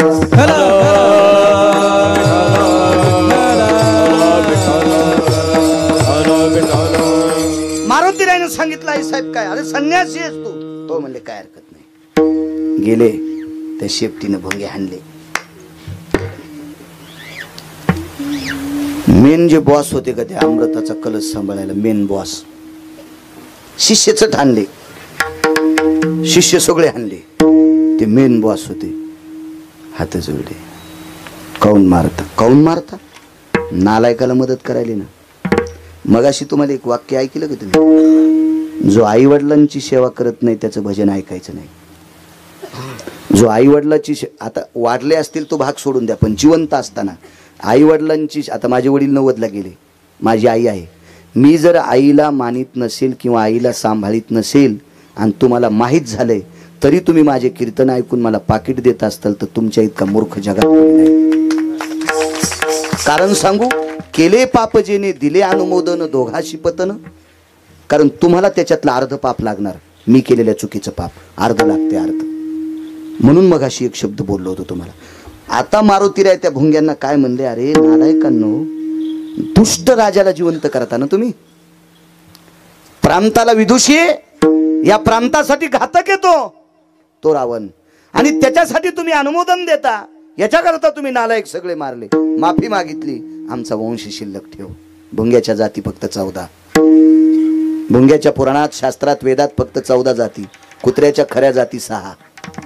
आता उपजाती वेगवेगळ्या आहेत. आता त्या तयार केलेल्या जाती त्या वेगळ्या, पण मुख्य जाती आपल्याकडे सतत कुत्रे फिरतात त्याला ग्रामसुकर म्हणतात. ग्रामसुकर. आणि पोलीस डिपार्टमेंट मध्ये त्या काळात वापरल्या जाणारी जात सारमे नावाची जात म्हणतात त्याला. फार फार मोठी. अशा 6 जाती कुत्र्यांच्या. बाकी मग ते संक्रमण वेगवेगळं झालं तो भाग सोडून द्या. पण भुंग्यांच्या जाती 14.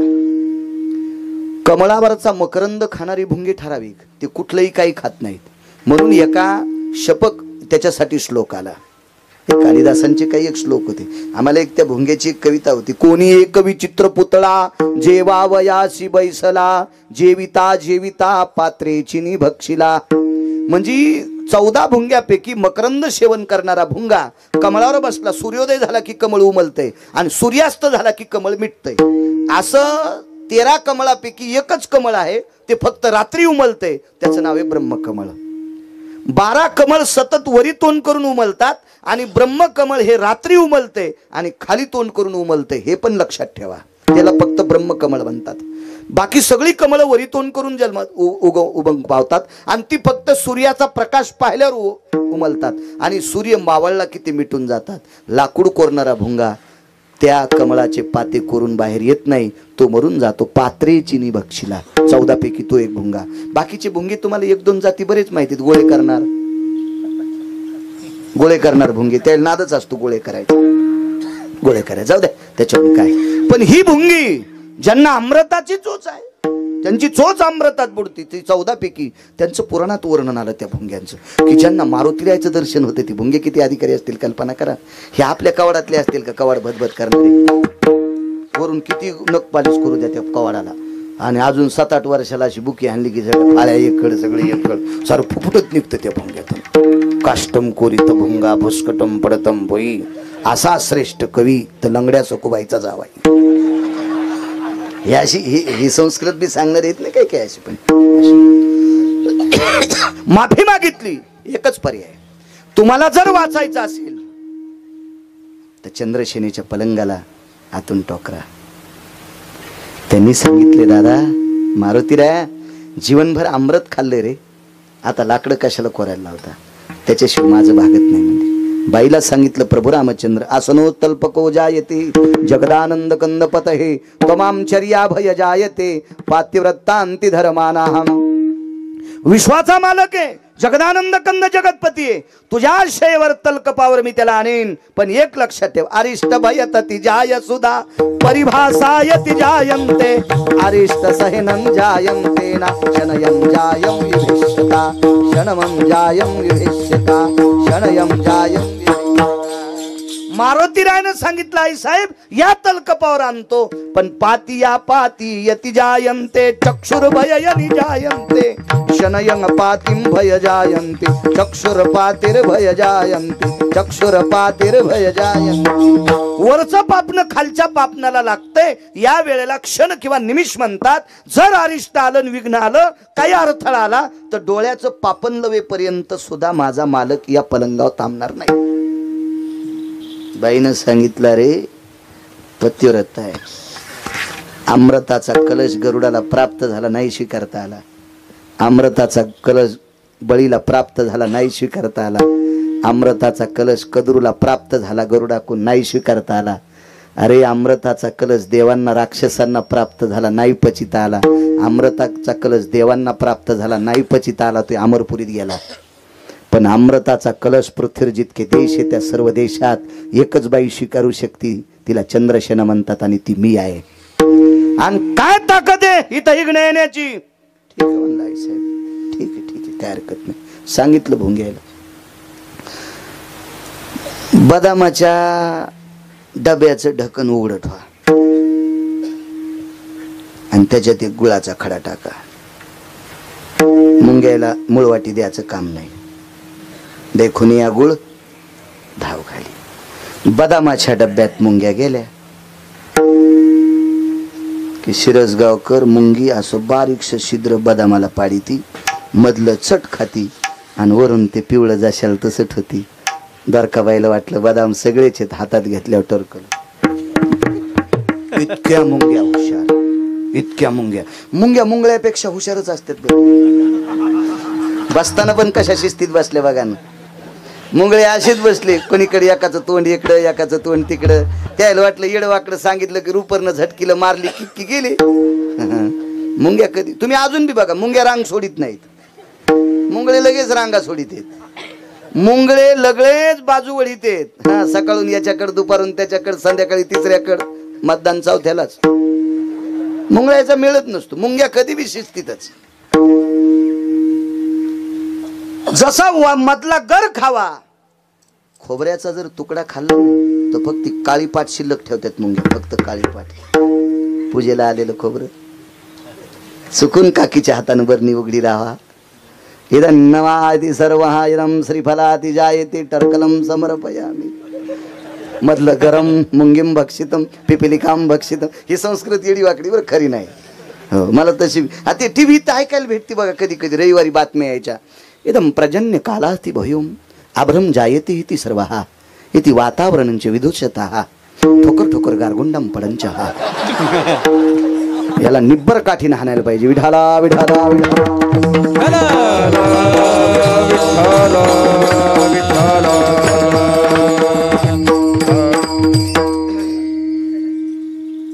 बघा मुंगीची काय काय काय तिची ती खाण्याची पद्धत बघा. नुसतं टरकल ठोणार ती मुंगी. मारुतीरायानं सांगितलं अशा पलंगाची पाय करायची. हातून छट पुंग्याने टोकत आम्रत जाणं बंद झालं. तो रावण मृत्यू पावला. रावण 4 होते, 10 तोंडाचा 1 आणि बाकीचे 3 रावण. बघा पुढं कधी तुम्ही पाहत जा, चांगले मोबाईल पाहत जा. आहेत भिताडासारखे मोबाईल बघा जा, इचकून त्याच्यातलं चांगलं बघत जा. देव आपलं चांगलं करील. ह्या बा वाचिणाऱ्या माणसाला देव वाचित असतो. चांगलं वाचिणाऱ्या माणसाला देव वाचित असतो. देव त्याचा तुझी चिंता त्याशी. पण आपण ते शास्त्र पुराण वेद, आपला संप्रदाय मुनिप्रणित आहे, वेद प्रणित आहे, ऋषी प्रणित आहे, शास्त्र प्रणित आहे, वेद प्रणित आहे, पुराण प्रणित आहे. आपण ह्या गोष्टी वाचायला पाहिजे. शास्त्र आहे त्याच्यासाठी. तुम्ही लक्षात घ्या, मुस्लिम समाजाचा माणूस सिमेंट काम करतो तरी शुक्रवारी नमाज पाडतोच. मुस्लिम समाजाचा माणूस भंगारचा धंदा करतो तरी नमाज पाडतोस. मुस्लिम समाजाचा सर्वोच्च श्रीमंत असला तरी नमाज पाडतो. त्यांच्या लग्नातली सुद्धा नियम मोडत नाही, त्यांच्या लग्नातले. म्हणून ती समाजाचं संघटन आणि निष्ठा आहे, त्यांची निष्ठा आहे. मी त्यांची स्तुती करतोय असा विषय नाही, त्यांचा चांगुलपणा त्यांच्यात आहे. आपल्याकडे धर्माच्या सभा घेतल्या जातात, धर्मावर काहीच वागल्या जात नाही. धर्मासाठी माईकवर बोलल्या जाते, धर्माचं अनुकरण केलं जात नाही. धर्म उंच जाण्यासाठी धर्माला खाली आणण्याची कामं कोणते कोणते आहेत ते कामं बंद करणं, याचं नाव धर्म उंच नेणं आहे. तुम्हाला एक सांगू का, महाराणा प्रतापाची जयंती करत असताना, माझे रयतेचे राजा छत्रपती शिवाजी महाराज यांची जयंती करत असताना, त्याच मुलाला अधिकार आहे जो मायबापाच्या पाया पडतो. तो जो आई वडिलाच्या पाया कधीच पडत नाही, त्या भडव्याने छत्रपतींचा बिल्ला खिशाला लावणं माझ्या रयतेच्या राजाला आवडणार नाही. आवडणार नाही, त्यांना आवडणार नाही, आवडणार नाही, आवडणार नाही. जो आईला मानत नाही. अहो, मुसलमानाच्या बाईला छत्रपतीनं माय मानावं. अरे काळ्या रात्री चमकत होत जिच्या रूपाचं ऊन, अशी देखणी होती एका मुस्लिमाची सुन. अरे तिला पाहुनी आई म्हणाला, अरे तिला पाहुनी आई म्हणाला, राजा तो सिलवान. आनंदाने नांदत होते हिंदू मुसलमान, आनंदाने नांदत होते हिंदू मुसलमान. तिला पाहुनी आई म्हणाला. सामान्य व्याख्या आहे. काळ्या रात्री जिचा अंगाचा प्रकाश पडत होता, काळ्या रात्री चमकत होत जिच्या रूपाचं ऊन, अशी देखणी होती एका मुस्लिमाची सुन. याच्यातला मतितार्थ पहा. तिला पाहुनी आई म्हणाला. अरे परस्त्रीला, विरोधकाच्या स्त्रीला आई म्हणण्याची भूमिका ज्याच्या अंतःकरणात आहे, त्याची जयंती करणाऱ्यांनी निदान 9 महिने पोटात जिनं सांभाळलंय, जिनं नाना प्रकारचा त्रास सहन करून याला जन्म दिलाय, त्याला तरी आई म्हणाव. नसता झेंडा घेऊन नाच तू, ते झेंडा उलटा करून याला हाणायला पाहिजे. विठाला विठाला धर्म उंच जाण्यासाठी धर्मातल्या त्रुटी करणे, पाखंड खंडन, हेची आम्हा करणे काम, बीज वाढवावे नाम. हे करावं लागेल ना आपल्याला, तर आपला धर्म. नुसत्या सभा घेतल्यानं आणि माईकवर बोंबलल्यानं धर्म उंच जात नाही, तर धर्मातल्या ज्या त्रुटी येतात ह्या त्रुटी दुरुस्त करणं अत्यंत गरजेचे. त्यानं धर्म उंच जात असतो. शास्त्र एक लक्षात घेऊ का तुम्हाला, धर्माच्या गप्पा कोणी हाणायच्या? जो मायबापाची सेवा करतो. एक सिद्धांत जुन्या माणसाचा आहे, जो मायबापाचा होऊ शकत नाही तो जगात कोणाचाच होऊ शकत नाही. जो आई वडिलाचा होऊ शकत नाही तो जगात कोणाचाच होऊ शकत नाही. जो स्वतःच्या मायबापाला मानित नाही हरामखोर, तो धर्म काय पाळणारे नालायक. विठाला विठाला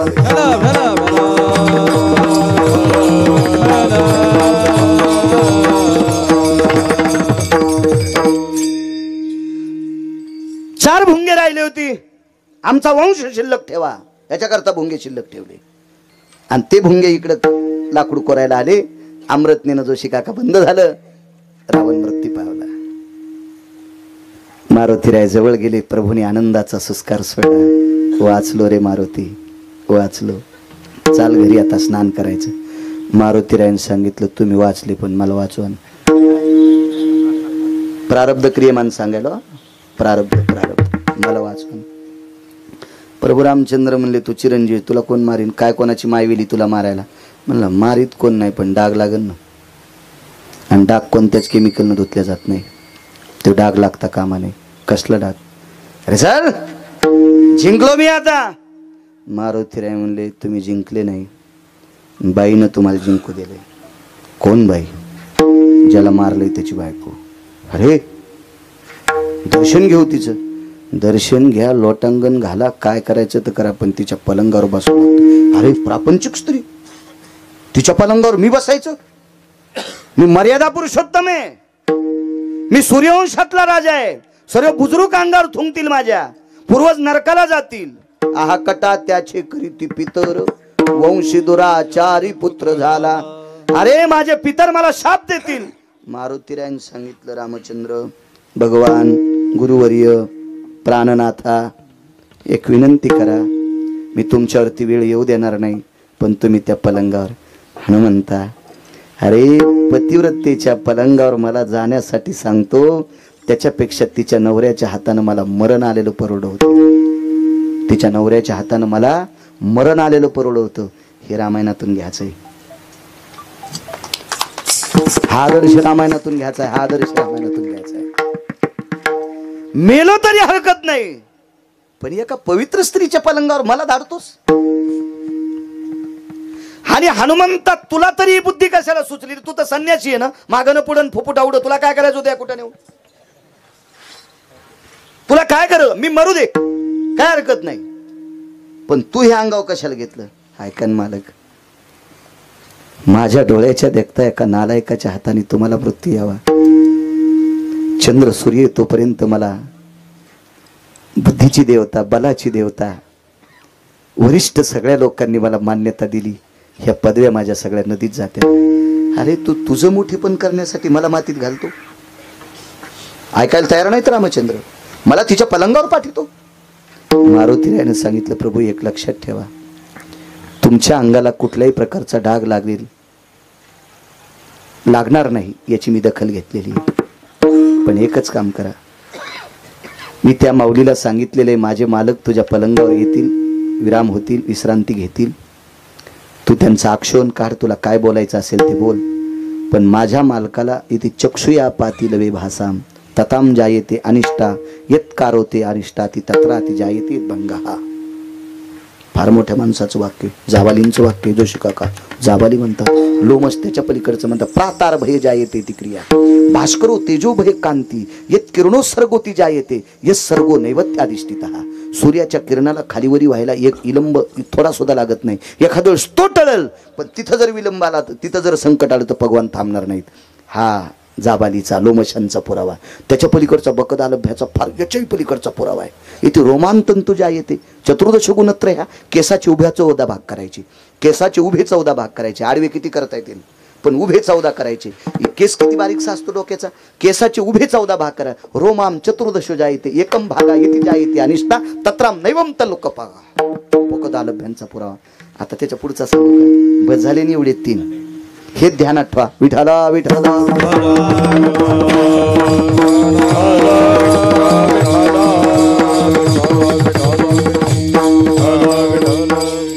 मालक तुम्हाला तिथे इग्न आल्याच्या नंतर तुम्ही थांबायचं नाही. पण अरे हनुमंता तुझ्या लक्षात आहे का रे?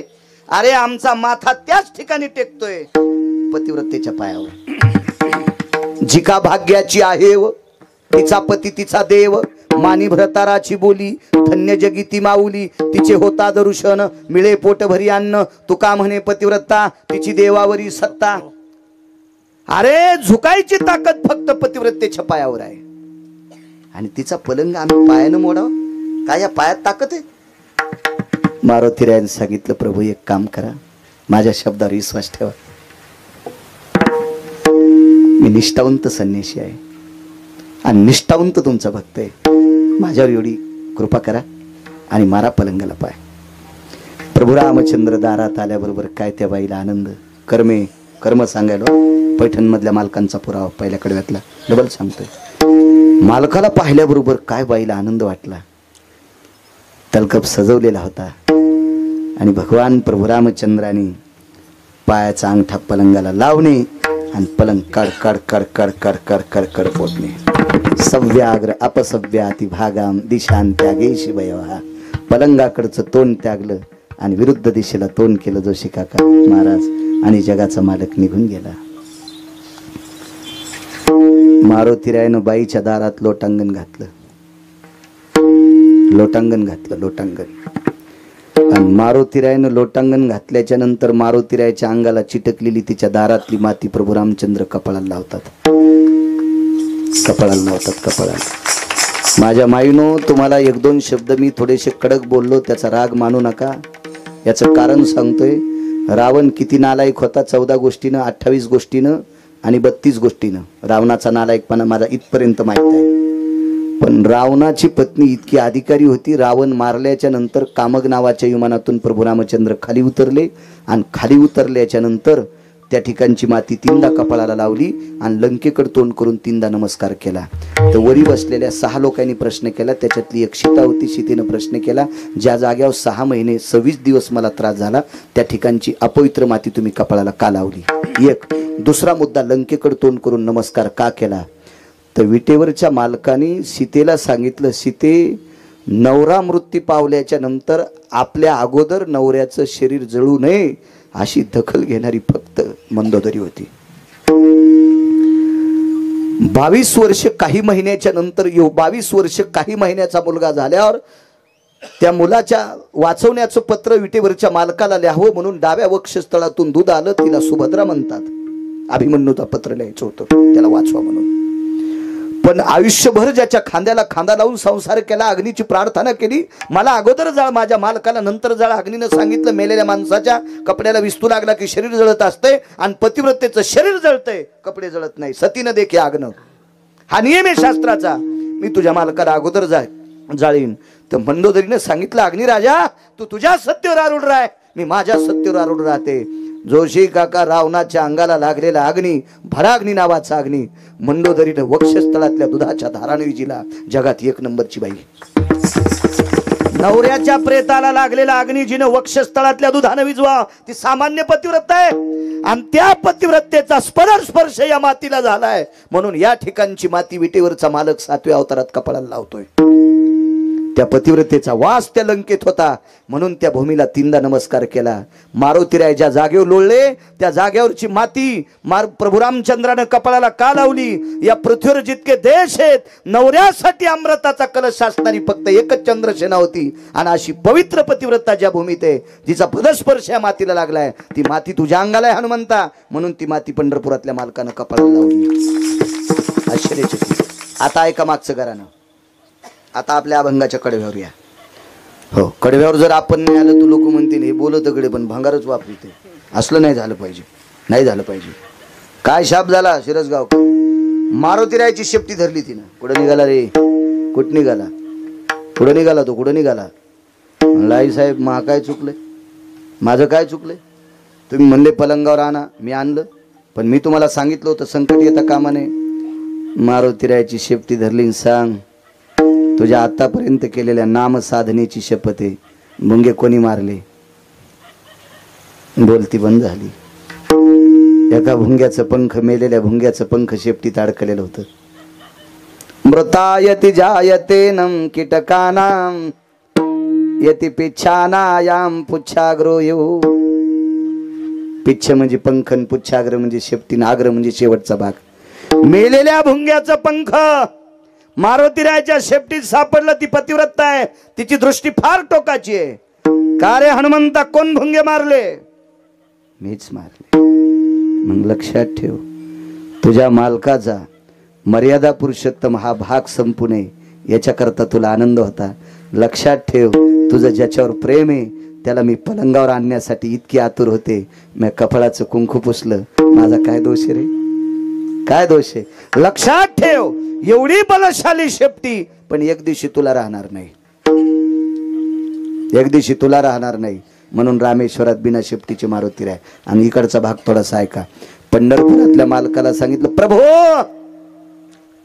मालकाने माग नाही पाहिलं, तिकडे बघूनच सांगितलं, माय आई साहेब पुढच्या अवतारात तुम्हाला धर्मपत्नी म्हणून स्वीकारीन.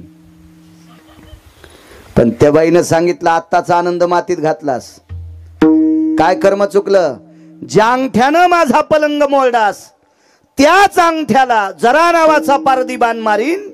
द्वापार युगात त्याच अंगठ्याला जरा नावाचा पारधी बाण मारीन आणि भिल्ले इंधिले शारंगधर आणि तुझा शेवट त्या अवतारात होईल. कल्पना करा, टोकाचा संन्याशी, कर्म चुकल्यामुळे बाई ज्या शापानं शेपटी गेली. विश्व ज्याच्या ताब्यात आहे त्याला जगाचा मालक म्हणतात आणि त्या बाईसाठी कर्म चुकलं. याच्या करता अंगठ्याला बाण लागला. म्हणून देवालाही कर्म चुकीत आलं नाही, एक नंबरच्या संन्याशाला कर्म चुकीत आलं नाही. म्हणून पैठणचे मालक पुन्हा पहिल्या कडव्यात म्हणतात, प्रारब्ध क्रियामान. वाढवायचं का? मागच्या कोणाला शुगर काय काय नाही. गरजे मावली, आपण लोकांच्या गावातला सरपंच नाही झालं पाहिजे. जोशी काका वाढवा म्हणे, माळ घालून खोटं बोलाय. पावर ऐकायला गीतेचं अध्ययन करतात ते. चला 10 मिनिटं सरकतात. जोशी काका 5 पतिव्रतेच्या यादीत गांधारीचा नंबर आहे. हो, अण्णा गांधारीचा नंबर आहे. गांधारी किती अधिकारी सांगतो तुम्हाला. ठराविक लोकांच्या मसन वाट्यात पंढरपुरातला मालक मसन वाट्यात ठराविक व्यक्तींच्या पाया पडला. मला वाचण्याचं नाद, मी त्याचे पुरावे देईन. महर्षी सांदीपनींच्या पुत्राचा अंत्यविधी करत असताना एकदा मेलेला उठून आणला. मृतपुत्र जीवविला समुद्रात बुडून वारला होता. पण नंतर कालांतरानं महर्षी सांदीपनींच्या अगोदर पुत्र मरण पावला. तर त्याच्या अंत्यविधीला महर्षी सांदीपनींच्या पत्नीनं 12 वर्ष पंढरपुरातल्या मालकाला भाकरी घातल्या होत्या, कारण सांदीपनींच्या आश्रमावर शिकायला होते. तर तिनं सांगितलं, कृष्ण एकदा उठून आणलंच पुन्हा चालतंय का, माफ करा म्हणले. आणि त्याचा अंत्यविधी करत असताना त्या बाईच्या पाया पडला पंढरपुरातला मालक द्वारकाधीश कृष्ण परमात्मा. आणि 100 कौरव मृत्यू पावले. ज्या वेळेला दुर्योधनाची राख सावडायला गांधारी मशानभूमीत जाते, त्यावेळेला तिनं डोळ्यातल्या अश्रूंनी राख ओली केली आणि त्या राखेचा गोळा तयार केला आणि राखेचा पुतळा तयार केला आणि उजव्या हातात पुतळा घेतला आणि कृष्णाला सांगितलं, कन्हैया लक्षात ठेवा, आतापर्यंत माझ्या 100 पोराने काय केलं असेल तर करू दे रे बाळा, पण एक लक्षात घ्या, आता या राखेचा दुर्योधन जिवंत कर, जीवनभर धर्माच्या डोक्यावर छत्री धरील, जीवनभर धर्माच्या डोक्यावर छत्री धरील. असा पुरावा सापडला महाभारतात की जगाचा मालक 2 वेळेस गांधारीच्या पाया मशानभूमीत पडला. त्याचा एक गुडघा दुर्योधनाच्या राखेत होता, जिथं दुर्योधन पेटीलाय का, एक गुडघा दुर्योधनाच्या राखेत होता, दुसरा गुडघा दुसऱ्या भूमीत होता आणि माथा राखेनं लथपथलेल्या गांधारीच्या पायावर होता. कोणाच्या पाया पडायला रिकाम का? इतकी गांधारी अधिकारी, एवढी गांधारी अधिकारी. पण तिनं माझ्या विदुर काकांना प्रश्न केला. कधी प्रश्न केला? पांडव राज्यावर बसल्याच्या नंतर धृतराष्ट्र आणि गांधारी वनाला निघून गेले. तसं पांडवांची इच्छा नव्हती आपल्या काकांनी काकीने जावं, पण लाज वाटत होती त्यांना, आपण इतका त्रास दिला, आता इथं राज्य कसं भोगायचं. शेवटचा पुरावा झाला महाराज, एवढाच ऐकवा, एवढा ऐकू. म्हणून वनात गेले. तर वनात भेटायला एकटा दुर्योधन, आपलं विदुर काका गेले, राजकारणातला 2 नंबरचा डॉन भेटायला गेले. तर एरवी वनामध्ये जंगलात असताना एखादा वाघ जायचा, तर बाजूला बसलेल्या धृतराष्ट्राने आपल्या पत्नीच्या मांडीला हात लावायचा. काय पावर होती. दुसरं पशु धृतराष्ट्राचा अंगबोच करीत नव्हता, इतकी पतिव्रतेत ताकद होती. म्हणून मांडीला स्पर्श करायचा. एकही हिंस्र पशु जवळ येत नव्हता झाडाखाली. पण आज तिकून येणाऱ्या व्यक्तीच्या पायाखालची वाळलेली पानं चुरगाळत होती. बारीक बारीक काड्या अशा कटाकटा वाजत होत्या. तर गांधारीच्या लक्षात आलं, आपल्या मालकाला झोप लागली का काय, एखादा वाघ सिंह जवळ यायलाय आणि आज माझ्या मालकाने माझ्या मांडीला हात का नाही लावला. तर तेवढ्या वेळेस उलट गांधारीनं आपल्या पतीच्या मांडीवर हात ठेवला. माझ्या पुण्याईच्या बळावर वाघ माझ्या मालकाला बोच करणार नाही. पण शिवाजी भाऊ धृतराष्ट्राने आपल्या पत्नीचा मांडीवरला हात खाली टेकला आणि पत्नीला सांगितलं, प्रिये या जंगलातल्या सगळ्या वाघाला, शिंहाला, बिबट्याला, अस्वलाला कळालंय पतिव्रता या जंगलात आली, हिच्या मालकाला बोच करणार नाहीत. आज आपल्या जवळ येणारा वाघ शिव नसून एकच आहे, तो माझा भाऊ आहे, तो माझा भाऊ आहे.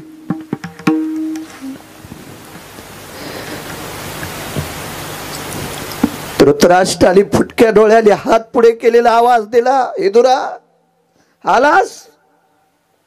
ये रे राजा, ये इदुरा ये. पतिव्रता मोठ्या भाऊजाईच्या पायावर डोकं ठेवलं, साष्टांग दंडवत धृतराष्ट्राच्या चरणावर घातला. दादा जाऊ नको म्हणलं होतं रे, नको राहू पांडवाच्या महालात, पण हस्तिनापूरच्या उत्तर दिशेला मी एक झोपडं केलंय, त्याच्यात थांबला असतास. असू दे.